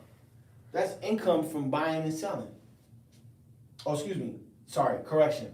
Passive income is continuous income with little effort. Gotta love passive income. I love it. Continuous income You know what that last part, dog? with little effort. Amen. Little effort. Little effort. Jeez. Pass split Come on. is passive income. With what? Little effort. Come on now. Once we go put the furniture in there, they're gonna have the people paying the money every week. $7,000 is coming in every month, every week. Come on, man. That's crazy, man. That's nuts. Passive income. Pass split. Man, pass split gonna make so much money for me talking about pass split. They're gonna think I'm a freaking the pass split man. They're gonna be like, what's really going on? Then we got dividend income. This is when we in deep waters when you got dividend income. Dividend income. The Mooney twins know about dividend income. Well, Doc, what's dividend income? This is income from owning stocks. Hello. Income from owning stocks. Right? That's treated different. Dividend income. What else we got? We're on number 6. Rental income. Income from rented property. Well, ain't you renting out the money from pass split? Well, the pass split money is different. And we'll explain that in just a second because pass split is a membership. Right? Membership income is considered passive income. Rental income is income you're getting from rents. Ooh. Got him. Income from renting property. We ain't just talking houses now. We talking rental of property. Yeah, it doesn't just have to be real property. It could be intellectual property, right? It could be technological property. Income from renting a property. What's that called? Paying for a license? The licensing fee. Or cap gains. Oh man, this is cold-blooded. Cap gains. Listen to this one. Ooh, I'll put the I here. All right, cap gains. Let's talk about here. This is when your assets increase in value. When assets increase in value. Talk about the equity. Yo, man, equity is what it's about. Talk about the equity. I mean, even though Walls and I have been fighting for 5 years from 2015 current on this particular property up there in Gwinnett, you know, actually it's been longer than 5 years. It's been 7 years or 6 years. It's increasing in value. The house next door is like $780,000. It's just going up. It's increasing in value. So it's like, okay, when we finally sell, it's going to be worth it. Number 8 is royalty income. All right, and royalty income is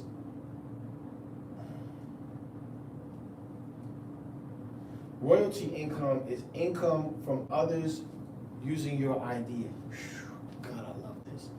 Income from others using your idea.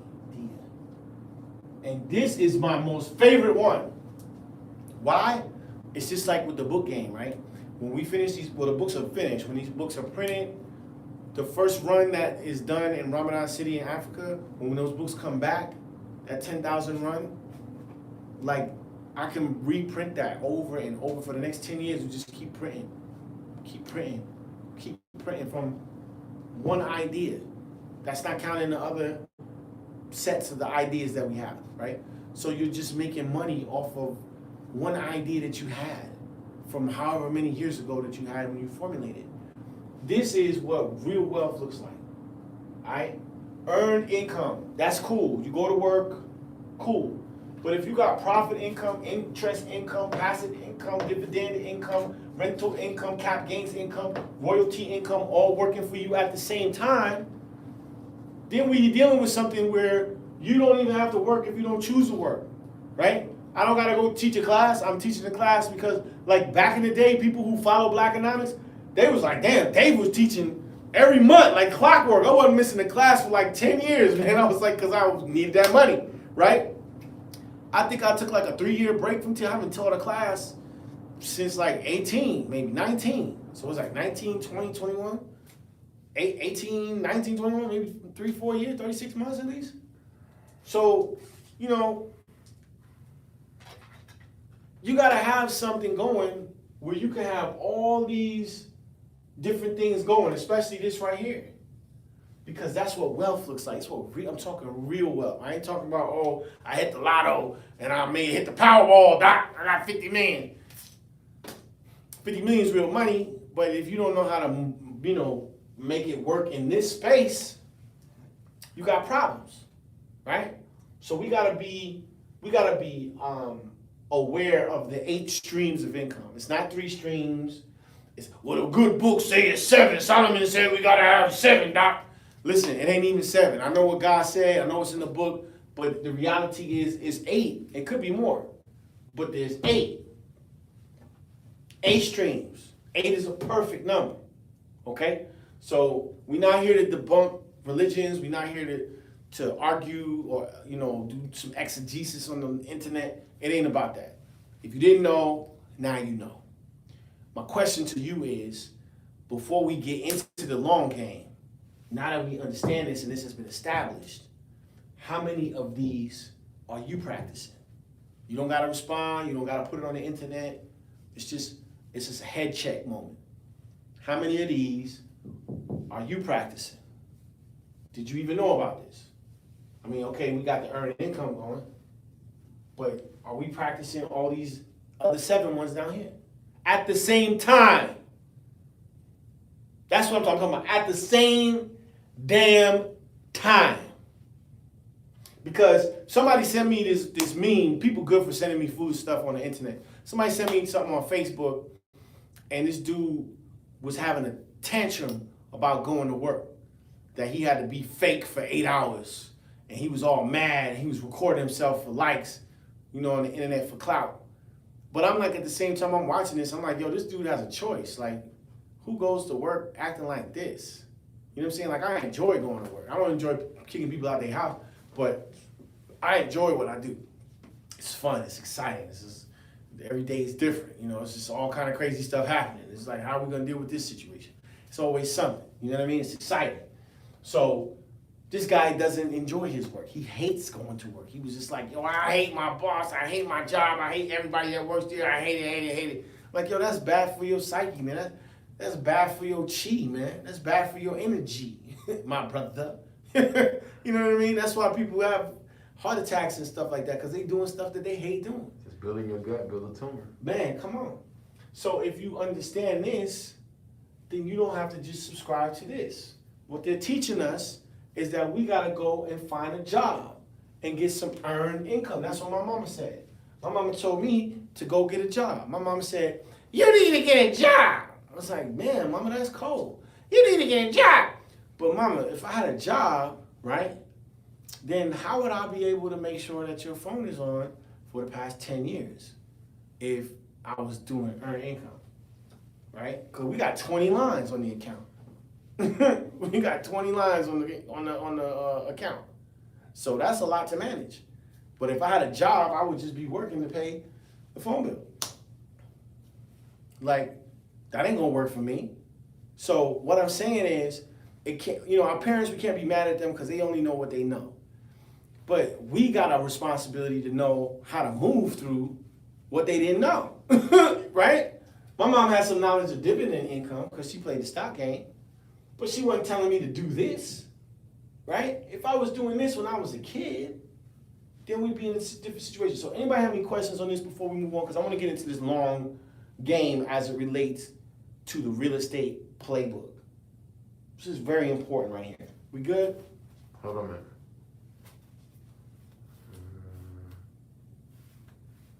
So what's the cash? Give me that Cash App handle again. Oh, no problem. $DMASRLLC.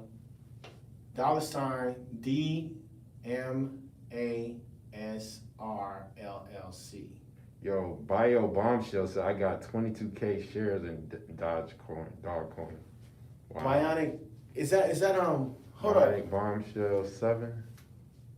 up. What? Oh man, that's crazy. You put 22 racks on it? Man, we gotta give it a that's Can you Gwen. explain? Gwen, what's NFT? up, man? Gwen was on Wealth Wednesday, man. I think you was here that weekend. She came on. Oh, okay, can you explain the NFTs? NFTs, what's she talking I about? don't know. I don't know about it. What you talking about? You missing all this over here? Oh, yeah. Oh, they talking about the coins. Okay, what was the NFTF? What was she Yeah, talking about? yeah, about it. Hmm? Yeah, NFTF. All right. Master teachers are saying I can become a broker within 4 years of experience. We'll talk about all that in the class. About becoming a brokerage, becoming your own brokerage. I don't want to talk about that on the internet right now. When y'all come into class, we're gonna show y'all. Listen, we doing it. The Real Estate Group Partners is a brokerage. Did Calvin Maddox have a question about the fee? On Somebody, YouTube? yeah, they were asking about Let's the handle. answer those questions right quick. Okay. The handle for paying the, okay, let me put this up here because they keep asking about this. May 15th through 16th. All right. The time is 9 a.m. to 5 p.m. Lunch is on your own. We're not feeding nobody. There's too many people to be trying to feed. So, you know, we Say pay for good the space. teaching. B Jeffrey 68 said, good teaching? Can I get what? Get that Cetus? It's $4.99. Okay. You can pay through Cash App or you can go to realestatemanagement101.com and pay through PayPal. And that's the teaching date. Alright? And he asked, is it in person or online? It's both. And this fee is for either in person or online.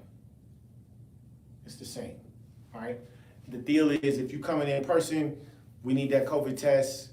We need you to wear 2 masks. You got to be okay with that and the visor, please. And this is just because we don't know what's going on. DMX just cut out. We don't know if it was because of the Johnson & Johnson shot.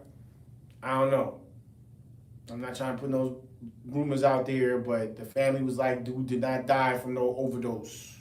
And I'm from the Bronx. Yonkers is the Bronx. No, Yonkers is Yonkers. Yonkers is party to the Bronx. It's on the same real estate plane as the Bronx. Okay? Yonkers, Mount Vernon, all of that is the Bronx. Okay? It's the Bronx. Riverdale, all of that is the Bronx. My mama's up there. It's the Yonkers is the Bronx. It's just one little street that the white man just said, yo, this is Yonkers.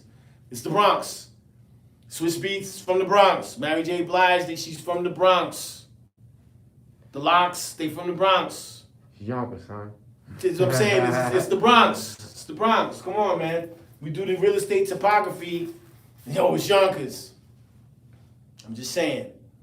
Call home. Everybody like, yo, that whole overdose thing, I don't know about that. Dude was trying to go and do some shows, and he took a shot so he could be able to travel, and boom. Waiting for the coroner's report. Blood clot traveled up into the heart. Heart stopped working. What caused it? I don't know. Could have been the J&J shot. I don't know. So if y'all come into the event, please don't take the Johnson & Johnson shot. Try to get the Moderna or the Pfizer. But we really don't know what's going on.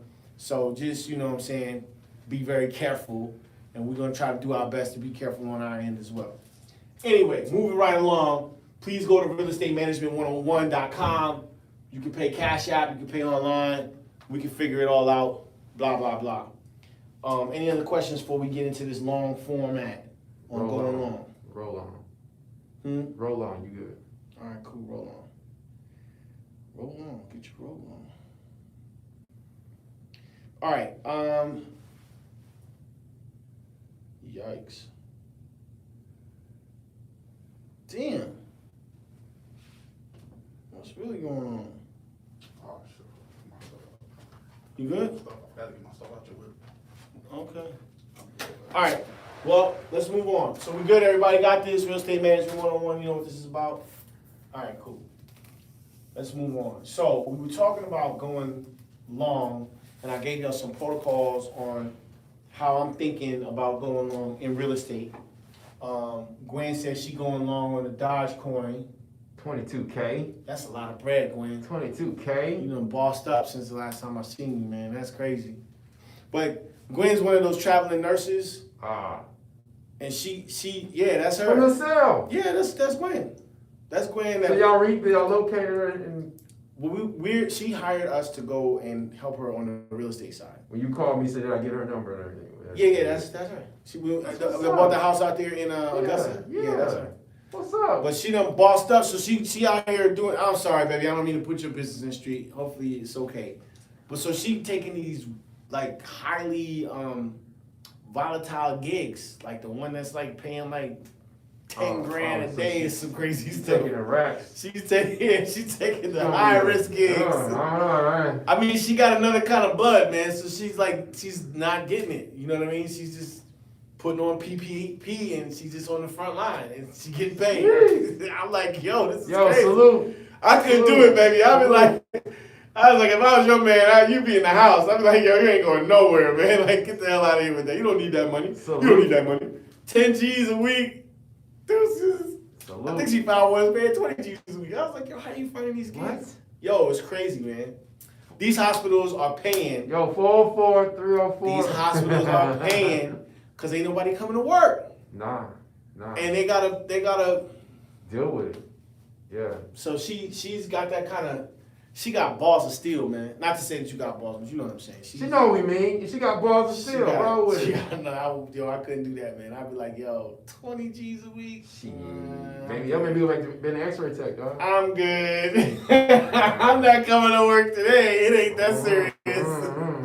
But I'm in a different world, man. So it's like, people like today, like the lady was like, they just hit your Sprinter and you just gonna let them go? I was like, man, like, come on, man. It's a car, we can get another one. Like, chill out. Anyway, the long game. Gwen's going long. She taking her money, she putting it to work. She got the Dogecoin going on. So this is the deal. Let's get to it. I think I've located a couple of ground zeros in Atlanta. We talked about this on the radio station. Oh, one last thing. Somebody's asking me, they called the office like, yo, what happened on the radio last week? So, yo, man, I had to renegotiate my contract. You know what I'm saying? And it's been a year. So there's no bad blood. We're back on the air. But like I said, we had to renegotiate. It was some things that was outstanding, and it's like, yo, I need to get my codec in here. You know what I'm saying? I need to be able to broadcast live from wherever the hell I am in whatever part of the world I am. And so, being on the phone line and dealing with technology and all this stuff, y'all know how it goes. So anyway, we worked it out. We on for a whole nother year. Fat shouts out to Rashad Ritchie, Intercom, Audacity now. It's not radio.com, so you got to catch us on the Audacity. Big shouts to Big Ticket too, and Kenny Burns. We're getting ready to do some things with them. I'm excited about it. And look out for Black Economics. South Carolina, New Orleans, Columbus, Augusta, Raleigh, North Carolina. We got some markets that's signing on board for Black Economics. So I'm going to keep y'all updated on that. Saturday morning, 6 to 9. It's going to be stupid. What's the platform again? Radio platform? So we're turning the network back on. So the Empowerment Radio Network will be delivering Black Economics. And so we'll give you more information about how to listen. I'm working with Audacity right now. And then of course TuneIn will be a carrier, streamer.com. All of the streaming outlets that we used in the past, in addition to Audacity, we'll be using. But we'll talk about that, man. Black Economics is coming back on the radio. Just be cool. As soon as we get this codec working with Intercom and everything turns on the way it's supposed to turn on, we'll give you all of the information about how this thing comes on later on. All right, so let's get into this. We're talking about the long game and identifying target spots, right? So this is ground zero.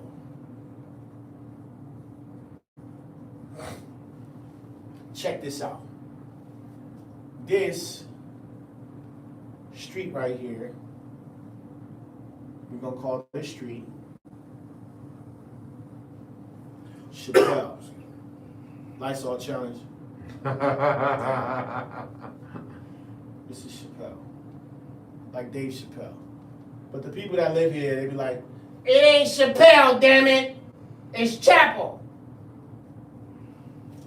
However you want to call it. This is Chappelle.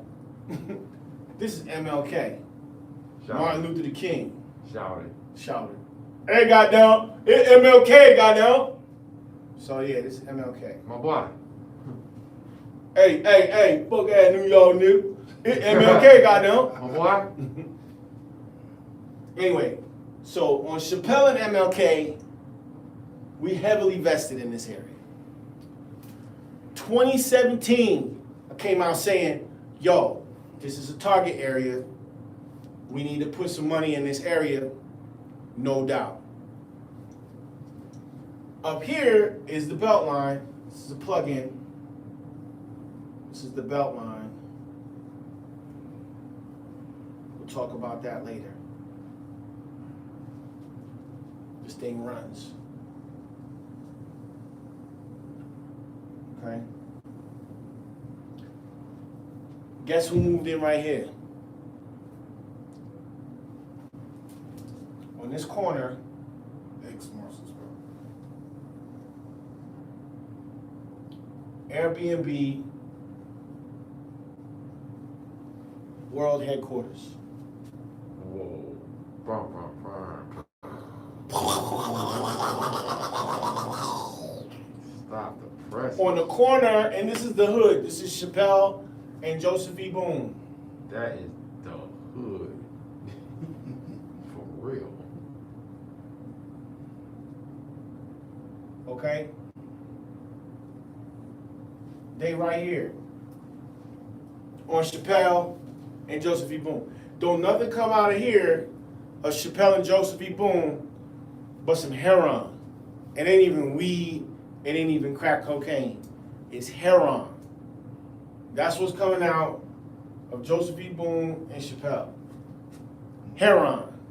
The hard. Let's continue down the street. Airbnb headquarters. The Beltline. You know who moved in down here? This deal is done. This one is almost done. This one I'm about to show you is done. I gotta take up some space here. Just guess who moved in here? Because the street ends right here. These niggas done bought the whole block. This is all them. Microsoft.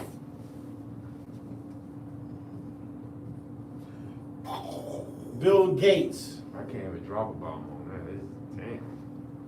Matter of fact, the MARTA station runs in here, and you could just call it the vaccination station. Ashby? Bankhead. What?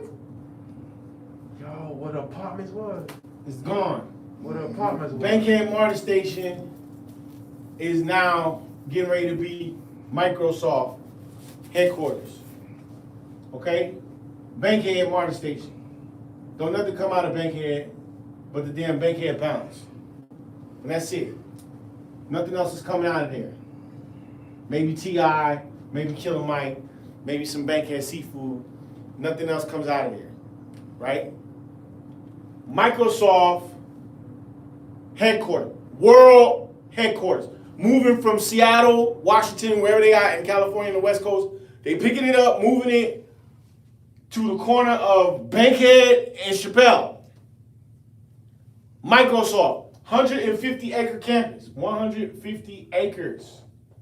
I don't even know how they got this. I didn't even know this was even available. They did it, it's done. It's a wrap. They tore down the apartments that was over there. Whatever them overlooking land apartments is gone. Gee. The Quarry Yards, gone. The Bankhead MARTA station is about to be called Microsoft or Vaccination Station or the Bill Gates, whatever it is. Whatever he wanted. They can't believe it. It's all there in the middle of the hood. What's behind it? The damn quarry in that park. It's more of the same. It's Yes. Microsoft. Yes. Okay? So the question now becomes and of course our headquarters is somewhere in here as well. Mm. All right, because we're moving in that area. So we like in this area too. Okay? Real estate group partners.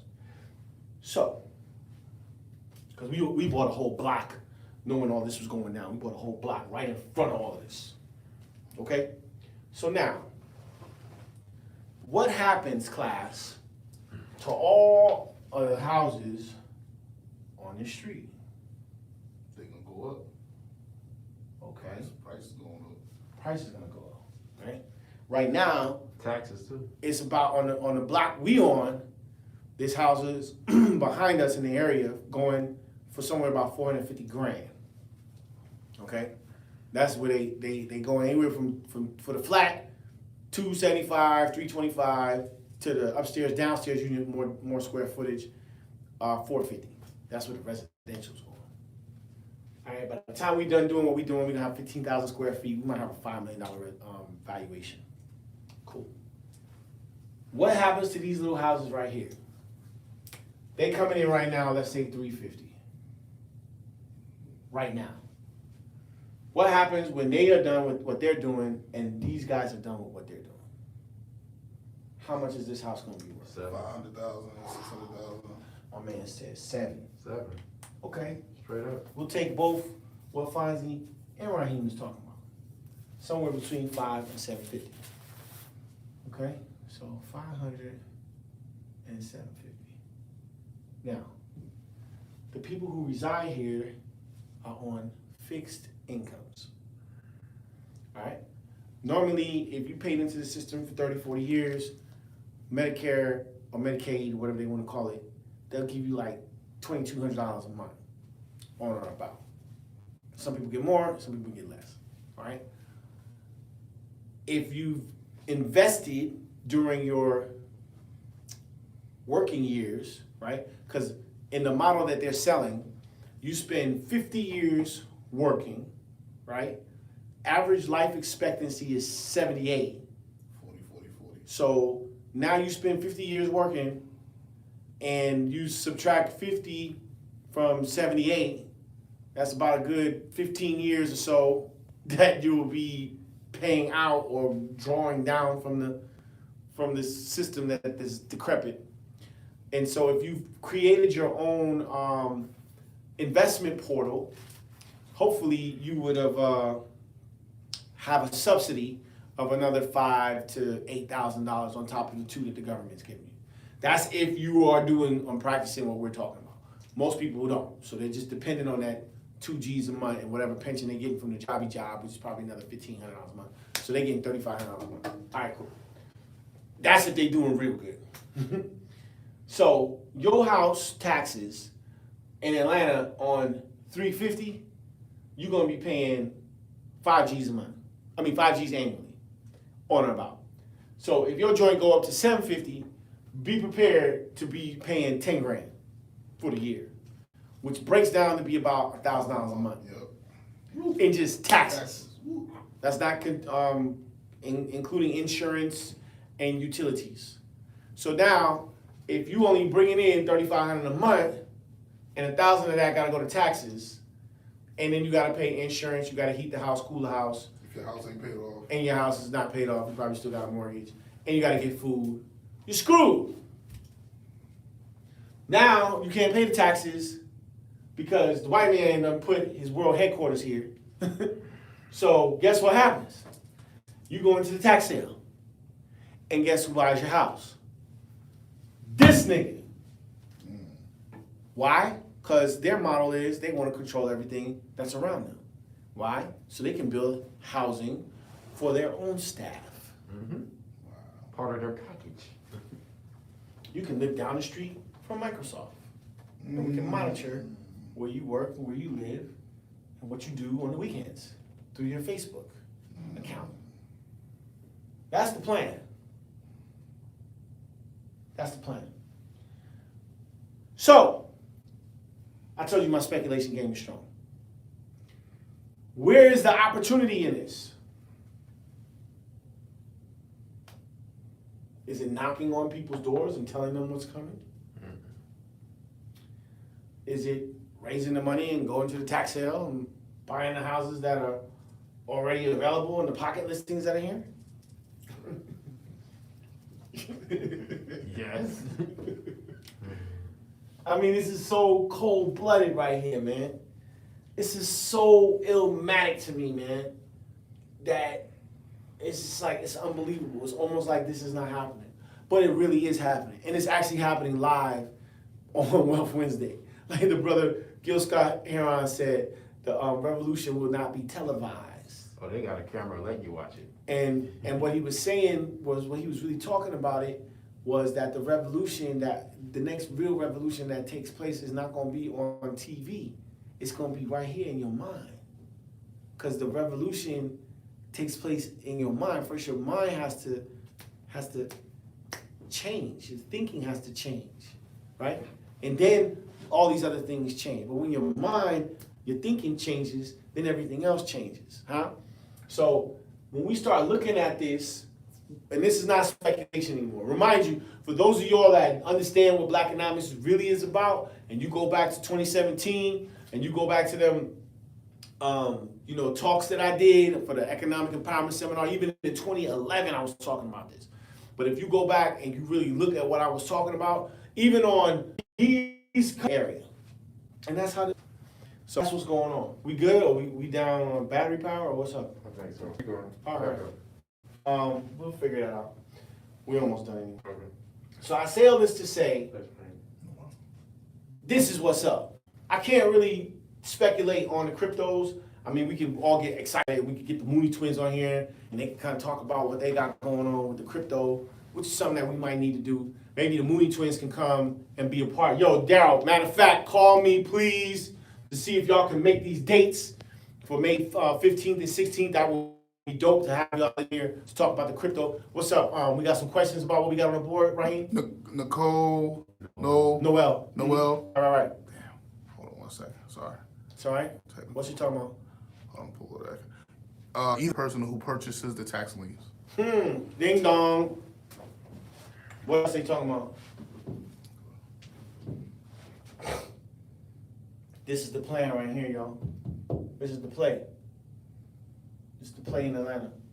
Gates owns most land, and Gates owns most land in the U.S. It's Nicole again. And then she says taxes go up and they can't pay, they get pushed out. Tax liens happen, you fly. Dang, she gangster. Yeah, Nicole Noel is another one. Like these women on the women on the Wealth Wednesday. They ain't playing. They ain't playing. They not fooling around You do at that. all. No, sir. They not playing with y'all. That's why I be like, brothers, we gotta get our stuff together, man. There's a whole bunch of women on this Wealth Wednesday portal, man. They looking for dudes. You know what I'm saying? But dudes can't even handle their own stuff, man. They can't even get a Jimmy John's sandwich. Like, come on, man. I'm serious, man. You can't get a Jimmy John's? Like, come on, Jimmy John's. Like, it's Jimmy John's? Come on. That's the cheapest thing on the menu right now. But if you can't handle that, how are you gonna deal with this? This is talking about 20 racks on the Dogecoin, man. Like, seriously, man. And like, this is what kills me. Cats be in the house, scratching their nuts, eating Fruity Loops, middle of the day, and the sisters is out here, they taking hazardous pay gigs. Hazard pay gigs, that's all she do. She get the hazard pay gig. It's the hazard pay gig chick. 20 racks here. Sue, go right into hazard zone, put the PPP on. What you need me to do? I'm right there. Boom, boom, boom, boom, boom. Oh, you sick? I'll be right back. Boom, boom, boom, boom, boom. You know what I'm saying? And give him $100 grand in the butt. I'm like, damn, what you doing? Hazard pay gigs. Like that's something that dudes should be doing. Shouldn't no sister be out there on the front line like that? But that's what's going on. Why? Because cats ain't handling their business. They in the house. And it's even crazy to me is, like, what you doing?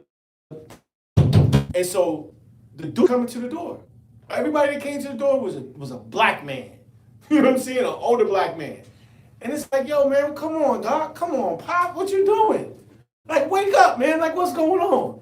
You know what I'm saying? Oh, my son didn't tell me, he didn't tell me. He didn't tell you had to pay the HOA? Yo, hold on a second. Y'all gotta hear this one. Y'all gotta hear this one. So, my cousin got a little situation. I don't want to put his business in the street, but he got a situation that requires him to have a 2-bedroom spot. I'm like, all right, we gotta go find a spot. We find a spot. We gotta put these cats out. This is a father and son combo. Son's paying the mortgage, and father lives in the house with the son. They both got, it's a 2-bedroom flat. They both live in the house. They literally rooms right next to each other. Son paying the mortgage every month. He going out doing the work, blah, blah, blah. Dad not paying the HOA. That's dad's responsibility to pay the HOA. Dad ain't paying anything. They live together. They live in the same condo. It's like 1,300 square feet. Same, nice size. It's on a little lake. It's real nice. Same spot. No communication. No communication. So here we come, knocking on the door. Yo, Pop, what's up? Time to go. Oh, man, my son ain't tell me about all this. Your son ain't tell you you had to pay the HOA?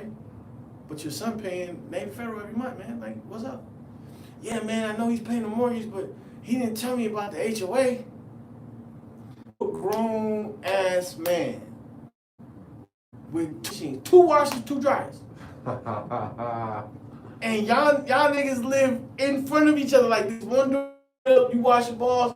Yo, Doc, what's up, Pop? Okay, what you doing? I'm going to work today, man. I'll see you later, Pop. And you ain't paying the... He's like, yeah, I got $7,000 in the bank right now. I could have been paying HOA. Why wasn't you paying the HOA? Communication.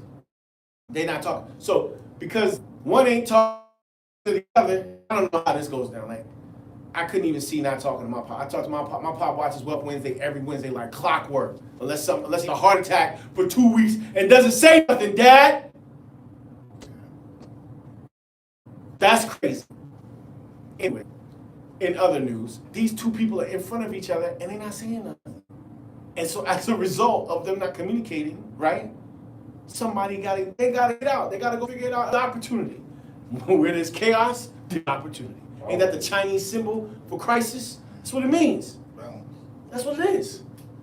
Make way for the Queen's Guards. So I'm saying all this to say, in these crises, there's a come up. It's a super come up. Guess what, class? If you're not communicating, Shandele. If you're not talking, if you're not being honest, like, yo, this is where I'm at, man. I can't hold this thing up much longer, man. I need you to do something, Dad. Dad, come on, man. I'm out here hustling. I'm doing what I gotta do. I'm paying the mortgage every month. Dad, come on. I need you, Dad. Dad, come on, man. Dad, pay the rent. It's only $140 a month. Dad, come on. Dad, go drive for Uber. Dad, what are you doing? What are these kids doing in the house? In the middle of the fucking day. What are you? And you got a dryer in your house? If you didn't work, you didn't eat, man. Like straight up. My mom's took care of the lights. The food maybe. The light and the shelter. And maybe the food. Maybe the food. You know what I'm saying? Good, she was good for 4 days out of the week. But on the weekends, you had to figure that out, man. Like seriously, it's like if you didn't work, you didn't eat, man. Like, so I don't understand. In my mind, I don't care what you got going on. I don't care. Listen, your wife could be sick. It could be coronavirus. It could be whatever that is. If you got the ability and God has given you breath, like, fuck out here with that middle of the day shit in the house. Like that shit it doesn't exist, man. You cannot, my legs, Dr. Anderson, I can't walk. The doctor said, what did the doctor tell you? That you can't do what it is that you need to do yourself. Listen, I'm going to post this study that on the Blackonomics Facebook fan page. As soon as we get off the line, I'm going to post this. This dude did this study on a guy who was told when he was in college that he scored a 1480 on the SAT. Now, for some of y'all that remember, when you had to go to college, you had to sit here and take this SAT test. If you got a 1700, you was like intelligent, quote unquote, right? So anything that was like 1400 and above, you know, the military was contacting you to take the ASVAB test. It was kind of like, you know, different kind of gigs calling you. Yeah, see, we got one in here. We got his hand up. Yeah, I took the ASVAB. What'd you get on the ASVAB, man? Oh, you was in the military? Was you flying planes? Oh, airborne, of course. No, Bragg, North Carolina. Of course. Devontae would have took the damn ASVAB test. Of course he took the ASVAB. I wasn't airborne. It doesn't matter. What'd you get in the ASVAB? 90? It was pretty high. I'm a medic. I was an X-ray tech. This thing. So this is what I'm saying. Brothers is dumb smart. Niggas is taking ASVAB tests, getting a fucking 100. So all I'm saying is, these cats is in the house, mentally impaired intellectuals, in the house, middle of the day, scratching their balls, watching Maury Povich. Don't understand this. Don't understand his thinking. So we're talking about this study that was done. I'm gonna post this when we get off the line. This guy takes the SAT, gets a 1490, okay? Before he takes the SAT, he's like not going to class, cutting class, blah, blah, blah, blah, blah. Now he takes this test, supposedly, the scores come back, he gets a 1490. Now it's like, oh, wait a minute, you're getting different opportunities. You start getting letters. They start sending you letters to go to different schools. There's scholarship money start coming out. So option change. So now he starts taking school a little bit more seriously because the test that he got suggests that he was an intellect. All right, cool.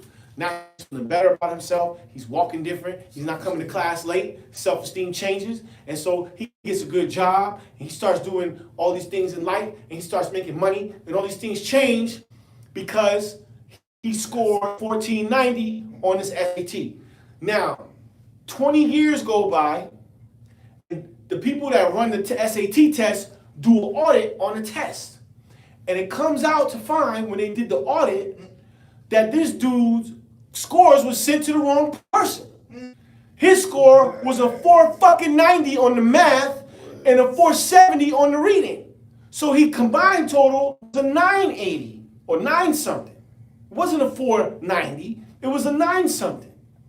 But his whole life changed because at the time he thought he was a fucking intellect. So somebody who wasn't an intellect thought he was an intellect and did well in life. So you can't sit here and tell me, oh, my legs hurt. Oh, I got that gout, Dr. Anderson. You know, I can't even walk to work. You know, I got the gout. So I gotta sit here and watch the Maury Povich and eat my Fruity Loops in the middle of the day because I'm not able to work. What are you telling me, not able to work? Oh my God, this dude went to the golf range because there's a golf course for sale. That's gonna be my last opportunity for the night. Golf course for sale. Hold that thought. There's a golf course for sale in Atlanta. 255 acres. Same amount of acres at the Augusta National. Right here in Atlanta. Available for the low. I'm about to put it on the board. Bear with me. There's a dude at the golf course. This dude has one fucking arm. Listen to me. One arm. This nigga came up. He was in the thing. He was on this machine. It strapped him up. One of his legs is all messed up. I don't know what happened to him. I think it was some kind of accident that happened. No arm. His legs jacked up. He was in the machine. It was holding him up. He was strapped into the machine. One fucking arm. He goes. He gets the club. He's with my own fucking eyes. One arm. Niggas in this machine strapped in. 3 straps. And he gets the club. He got a little caddy. He's like, yo, give me the 9-iron. The driver. No, I don't think you needed to. They debating on which one. The wedge. The wind. Is da-da-da. Give me the wedge.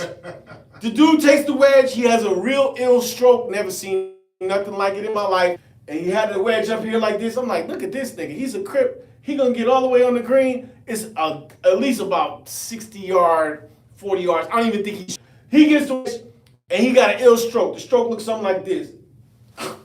I wanted to laugh, but then I was like, let me not laugh because it's the black man and he's empowering himself. But the shit was funny. It was an ill-ass stroke, and it was just like, and some other brothers was like, damn, everybody was trying to check this out. This dude got on the green. Through 2 sand traps. I can't get on the green. Got on the green, starts rolling straight to the flag. Hole in fucking one. No arm, messed up leg, on the golf course. Like, it's all up here, man. It's all up here. All these people that we dinging, it's not that they were stupid. It's not that they're not intellects. They've given up. And these are grown men, grown black men. Up. How much time you need to give up? Like, listen, no court, no sheriff. We got warrant. We got a writ signed by the judge. But no fighting, no nothing. We just showing up like, yo, man, come on. It's time to go. All right, man, cool. When you want me to leave? I'll clean up the house for you. Like, this should not be happening right now. Like, what is going on in people's minds that they just know that it's time for them to go and they're like, okay, acquiescing. Where are we at as black men that we like, all right, cool. I don't even want to do this no more. Like seriously, man. Like what is going on with us? We got sisters out here. We got sisters out here taking COVID hazmat pay. This is the highest, most hazardous pay possible. On the front line, full PPE, getting 10, 20, 30 G's a week. They going out doing bids. Yo, hold on to all these kids, grandma. I'm going to go get this 100 racks. I'm going to be back. Okay, baby. And they get on planes. They going to get the money. All right? Like, and then Gwen ain't the only one. There's about 4 or 5 sisters that's on the end of this transmission that's doing this. Okay? How do I know? Because they spend money to go invest. Talk about go get the tax liens, doc. So we gotta figure out where these brothers at, because these brothers can't compete with these sisters. Ain't playing, man. These sisters is coming through with the Conan sword, cutting heads off. And then they be wondering, and cats be wondering, well, I can't give me no woman because, she always want to talk, tell me what to do. Nigga, she got 250 G's in the bank. Of course she's talking crazy because she don't need no dude. This was not, you got 250, $500,000 in the bank? You think your thought process is different. So the key here is to get these brothers up, to get their bank accounts up. But brothers are mentally checked out, man. Like, come on. I know this George Floyd situation is hurting. I know this brother, taser. Oh shit, I shot him. I know that shit hurts. Okay? But this has been going on for years. The only difference is we got camera phones now and everybody's uploading this stuff to YouTube. This been going on, man. So we have a choice to make. Are we gonna sit here and we need to be informed, we need to see what's going on, and when we can make decisions like the decision that was made today to not call the cops and just let these kids go because we know they was doing the wrong thing. Fonzie saying they need to pay some kind of retribution. We'll explore that later on. But we all know the situation. The deal is do we mentality, man? Because it's not. That what's going on right now is not our reality, man. That's a small microcosm of what's going on in these United States of America. This is the get money moment for Africans in America. This is it. There will never be another time like what's happening right now. Listen, in my lifetime, Microsoft and Airbnb will not touch on in front of my new business. I don't want to say that'll never happen again, but these are times in life when things like this only happen once in a lifetime. Once. And right now, Atlanta is it. Atlanta is that motherfucking spot. So if you want to get paid and you want to get some equity, right? There's only 2 things that I see you getting into. This is the narrative. This is what we're going to be talking about for the rest of the year. Okay? It's very simple. Real estate and tech. That's it. There ain't no other money going down. Some people say, oh, well, Doc, we want to talk about this. We want to talk about that. We want to talk about this, that, and the third. That's all cool. We can handle conversations. But on this platform right here, this shit right here that we're doing, it's only going to happen one place. It's the Dodgy coin that everybody talking about, and them other 30 other altcoins. Come on, man, 100 G's on 30 altcoins. I'm talking about 5,000. How many 5 G's going to 100? What is that, 20? 20 times? Then it should be 20 coins. Somebody need to go get, what's that, Gwen? How long will it take you to make 100 grand? For Gwen, probably a month. She could 20 G's a week, 4 weeks, 5 weeks. In a month, she gonna have 100. Baby, do the hazard pay thing. Be careful. Make sure you take a whole bunch of vitamin C. Wash your hands. Wash your hands. Wash some other stuff. Yeah. And take that 100 racks and put it on 20 altcoins and leave it there 5 years and holler at your boy. Because that's what's going down right now. Tank real estate. Put the money in the real estate so you know it's there. Because I got, that's, you lose your damn, your coin, what do they call those things? Your cold storage keys, you got some problems. So you need to put them in 3 different places. Get you 3 different houses somewhere in the world. Don't tell nobody where they at. Put some safes in the ground so you don't forget where keys are. Your cold storage keys. When you lose your cold storage keys, you can't get your Dogecoin. But this is what's going on, man. So, brother, I'm serious right now. Brothers gotta figure this out. There's no way these chicks should be out here on the front line. I'm not saying that women can't do that. I'm saying that dudes should not be in their Fruity Loops in their pants, eating Fruit Loops in the middle of the day, watching Maury Povich, and these chicks is out here getting these Dogecoins. It should not be like that. But something has gone wrong up here. How we thinking about ourselves, how we seeing ourselves. We watching that Facebook timeline too long. And this is how I know that it's a problem, that we're mentally being played. Program.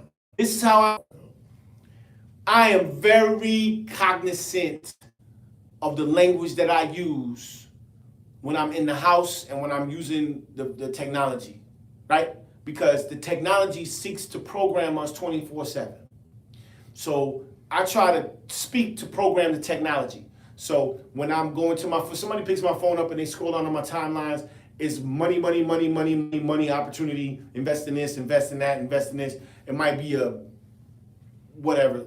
It's a big booty chick that follows up, then it goes away, pops away, not because I'm looking at it, but just maybe because I said bootyology or something like that, so it pops up.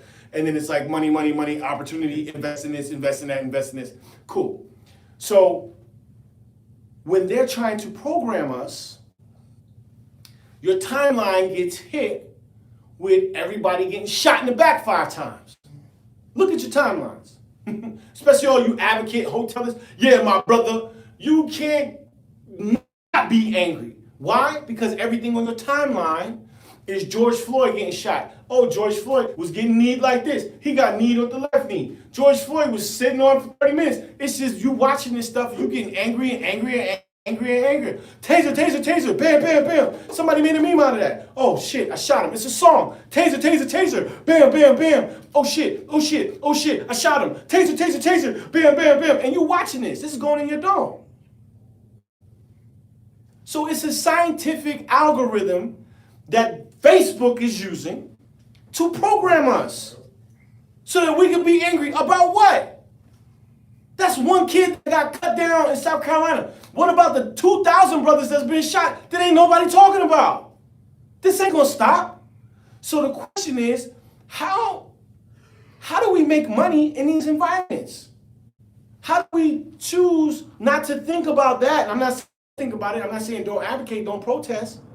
But how do we get in our minds that this is what we're going to choose to do? This is how I'm going to fight. Right? I'm going to fight. I'm going to get some economics. So when a little brother hit me, I have the decision or the choice to make. Am I going to go after this kid, go after his insurance, that his mama just got him a car, she could barely pay the insurance? What am I going to do? Am I going to take the high road and get to Wealth Wednesday so I can talk to my constituents? Or am I going to sit here and fight with this kid, you know what I'm saying, and he's high with his partner, and we got something to do? And I know damn well we can buff out whatever it is, in the morning, or take it to Mercedes-Benz and let them handle it. What are we really dealing with here? So what I'm getting at, class, is that we gotta really start thinking about what we're choosing to allow our minds to rest on. Are we allowing our minds to rest on this foolishness? Or are we thinking about these Dogecoins and these altcoins? Because the Bitcoin is 60 grand. Like, you're gonna just take $60,000 gonna get you one Bitcoin? When you could take 100 racks and put it on different altcoins and let it sit for 5 years? Which is the better investment? Hopefully the Mooney twins, Paul Mooney sons, will come out and they'll put a whole diagram on the board about crypto investing. Hey, Dwayne, give me a shout, man. Let me know if you can make that happen. May 15th to 16th. Let me know what we need to do. How? All right. Last opportunity for the night. This is a bonus opportunity. So of course, I get a phone call from the homie Aaron Coley, and he's like, "Yo, blood, I want to buy a golf course." What did he tell you? Blood. Doc. He said, Doc. I want to buy a golf course. I'm like, this nigga, a golf course? Where are we gonna get a golf course from? But I forget, I own a brokerage, so I could just ask a question. Hey, in fact, find me a golf course. Find me a golf course. Okay, Dr. Anderson. Cool. So, I'm like, oh wow, I just asked for somebody to locate me a golf course. An hour later, I get a report of 6 different golf courses available in Georgia. Mm-hmm. I'm like, oh, this is real. This is crazy. Dr. J's winner? We'll talk about it. Uh-huh. Wow. Uh-huh. Wow. Mm-hmm. So one of these reports is close by. I'm like, oh snap, 250 acres, golf course. So I call the homie back. I was like, yo, Aaron, this is for real. Check your email. Check your text. Check your text. He's on the farm. He got bad service. We waiting for like 5 minutes. Yeah, man, I got an opportunity. Check your text. Waiting for down. Yeah, man, check your text. Text. He's like, oh shit, is this real? I'm like, yo, it's very real. For how much? Now, check this out.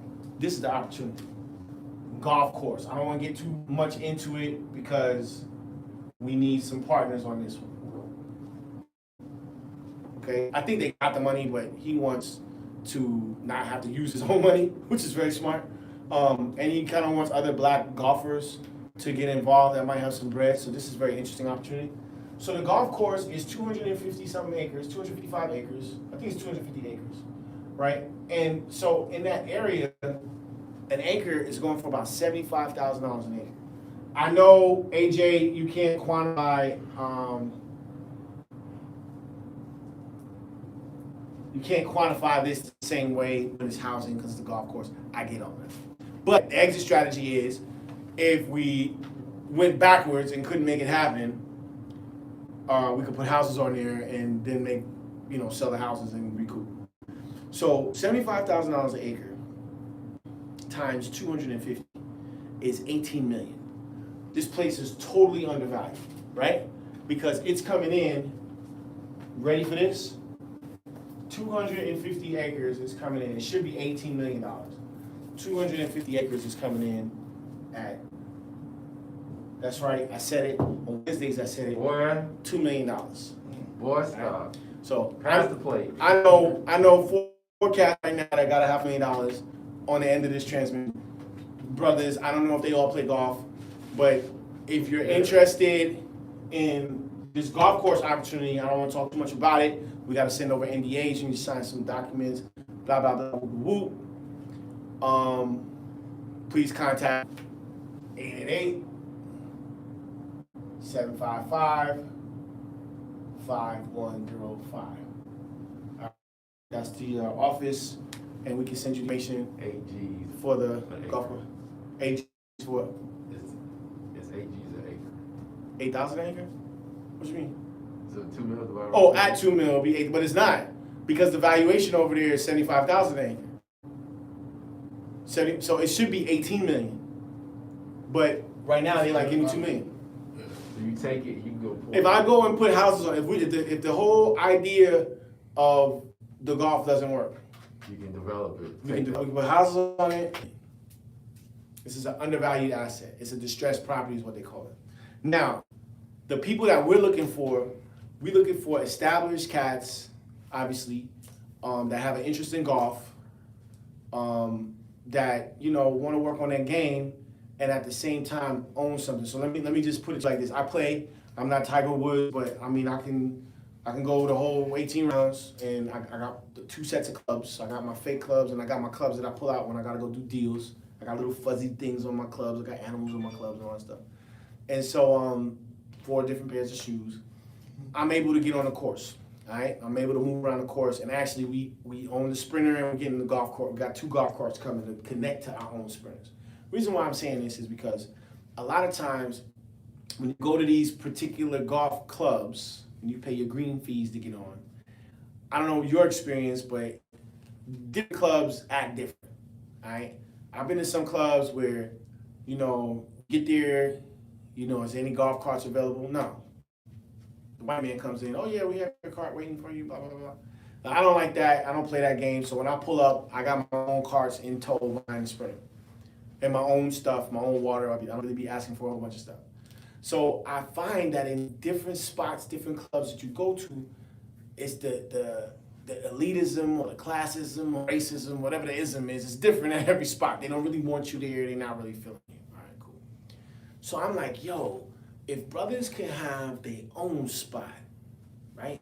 Their own golf course, where maybe we all had our own golf carts. You know what I'm saying? Well, maybe cats had hydraulics on their golf carts. You know what I'm saying? Niggas came up with rims on their golf carts, spinners on their carts. You know what I'm saying? Maybe a little pole came on the golf cart, and chicks pop out while you on the hole in one. You know what I'm saying? You just do things differently. The people smoking cigars on the golf cart. You know how like brothers are very ingenious. You know what I'm saying? Get a chance to express that creativity when you at these stuffy, white clubs. I'm not saying ghetto-fy the golf game. That's not what I'm saying. But I'm just saying to be able to have some ownership in the game from the standpoint of being able to do these things differently is what I'm talking about. And so that's what this represents. Is it undervalued? Yes. But I know enough cats that if 4 cats put up $500,000 or 8 cats put up 250 or 10 cats, 20 cats put up 100,000, however y'all want to get to it. There's enough cats out here that got that money sitting in a bank that spend that kind of money annually on golfing. You know what I'm saying? On clubs, on green fees, because to go play, you got to pick up and move. Somebody call and they say, yo, they want us to go to Lanier. Well, I got to get to Lanier by boat. Oh, well, Dave, you could just drive. I'm not driving to Lanier. Like, come on, I own a boat. Like, I'm going to go get on at Bethel Park, launch. I'm going to show up to the green on a boat. That's what I'm going to do, right? I'm going to play my rounds and I'm going to get back on my boat. Like, come on. So, different people play the game differently. You know what I'm saying? And I know some cats that got the capability to pull the trigger on this. This ain't nothing. You know what I'm saying? So someone say, well, why is it being sold for so low? Well, maybe because ain't nobody marketing it. This is Atlanta, man. Like, you come out here and you have a celebrity golf tournament on a black golf club at 250 acres, the same acreage as Augusta National? Excuse me. I'm just saying, no, they ain't blowing that up. No, I mean, They bomb. would, it would, yeah, blow that up. Exactly. Like, come on, could you imagine a celebrity golf? Not even Jordan, man. We could get Shaq. And you bring Shaq, Anybody. CeeLo. I'm talking about people we can call right now. Rick Ross. You know what I'm saying? Dikembe Mutombo, he's in the phone. You know what I'm saying? JD, there's a couple people that golf. Evander Holyfield golfs. He's a damn good golfer. I would have him on the team. You know what I'm saying? A lot of people that golf on the low, and they frequenting these white, and they getting jerked, man. I've been at these clubs and I've seen these cats. They gotta go ask the white man. Do you have a cart available? Nah. Okay, thank you. All right, we'll just walk. Ain't nobody walking. Come on. Who's walking this hot? Who trying to talk some business? So I'm saying all this to say that we got an opportunity with this to do stuff our way, right? Or however way y'all want to do it. And it all boils down to marketing. This is what the problem is. And P.T. Barnum said this. P.T. Barnum said, and that P.T. Barnum, if you don't know, ran Bing Brothers and Barnum and Bailey Circus, 200-year run. He said, ain't nothing happening unless it's marketing involved. So this is an undervalued asset because ain't nobody marketing it. And with all these connections, I just re-signed my contract with the radio, man. And then I'm about to syndicate the Blackonomics radio show. Like, come on, man. My platform is crazy. And that's not even getting Tigger out there. That's not even getting all these other cats, Ryan Cameron and Frank Ski and all these other radio people to come out who do golf and have a celebrity golf chance. Come on, man. Like, that's crazy. You can send an email, info@therealestategroup.com. You can call the office, set up I want to talk to you. I want to do a Zoom thing. You know what I'm saying? For the golf opportunity. Call the office in the morning. Please don't overwhelm the girls. It's late. They like, yo, somebody called. It's like 2 in the morning. Yeah, I want to set an appointment with Dr. Anderson. Yeah, they got it automatically going to voicemail until in the morning, until like 7 morning. This is people are just disrespectful. They out watching it. Yeah, they watching this right now. I just seen the Wealth Wednesday. Doc was talking about the golf opportunity. I want to get on it now. Come on, man. Wait till in the morning. I can't wait, Doc. I want to get it now. Hit me, baby, hit me. Golf with Dr. Anderson and Shaq. Oh, come on, baby. Anyway, I say all this to say these are opportunities. When these opportunities come up, I put them on the platform because it's our platform, man. This opportunity shouldn't be going on foreclosure. It shouldn't even be talked about. It shouldn't be owned by nothing but black people. I mean, like seriously, man. 250 acres. Like, come on, people. So rocking with us. I know we looking for us and we wasn't where we needed to be at the appropriate time. Apologize. Atlanta Police Department is tripping. And my cousin told me, he was like, I ain't going that way. You'll never make it to Wealth Wednesday. And actually, he was 100% correct. There's a lot of police outside. So enjoy your evening. You know, make sure your kids ain't out smoking weed, running into people's sprinters without no insurance, with their eyes booted. Hug on them tonight. And we go from there. We got opportunities. It's the Real Estate Group Partners. We are a full service development, commercial, residential real estate firm. It's what we do. This is our outreach, right? We want to inform the community on what's going on opportunities. That's why we do the Wealth Wednesday. We got the opportunities. They here. They not stopping. And, you know, we need to do this together. It ain't no fun if the homies can't have none, right? So it's not just about the Anderson family here. This is about everybody else. We want everybody else around us to be able to do the same things that we do. I don't want to be the only person going to the Lanier and trying to get on the golf course and pull up on the boat. I ain't the only one trying to do that. You know what I'm saying? We all need to be doing that. We all need to pull up on the white folks on the boat, getting off, driving off the boat onto the cart, the amphibious cart, go up and play some rounds and leave, right? We can't be the only ones doing that.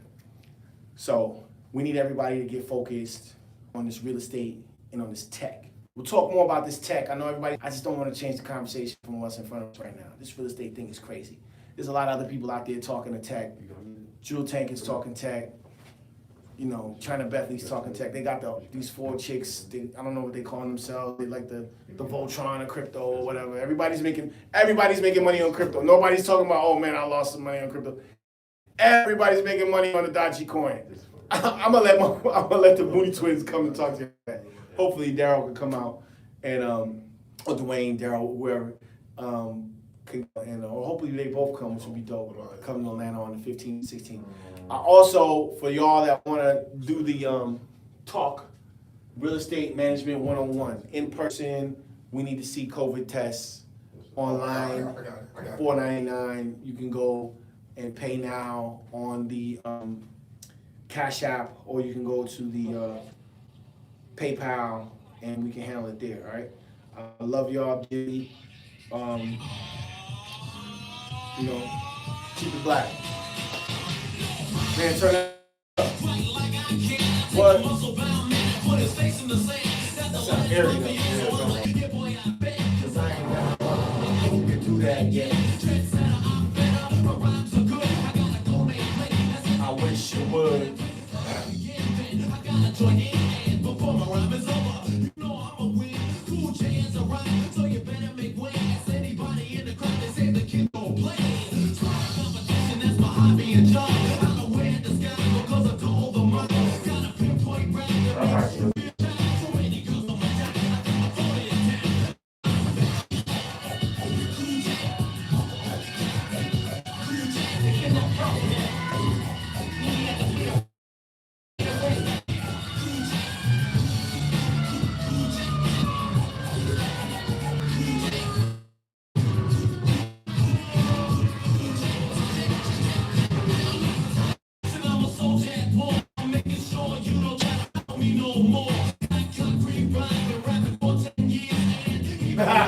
Rachel Clemens, what up?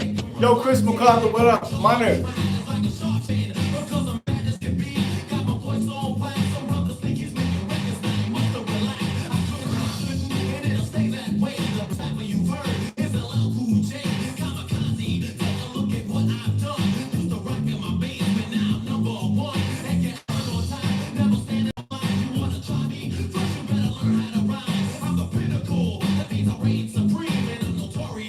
you like a jelly bean.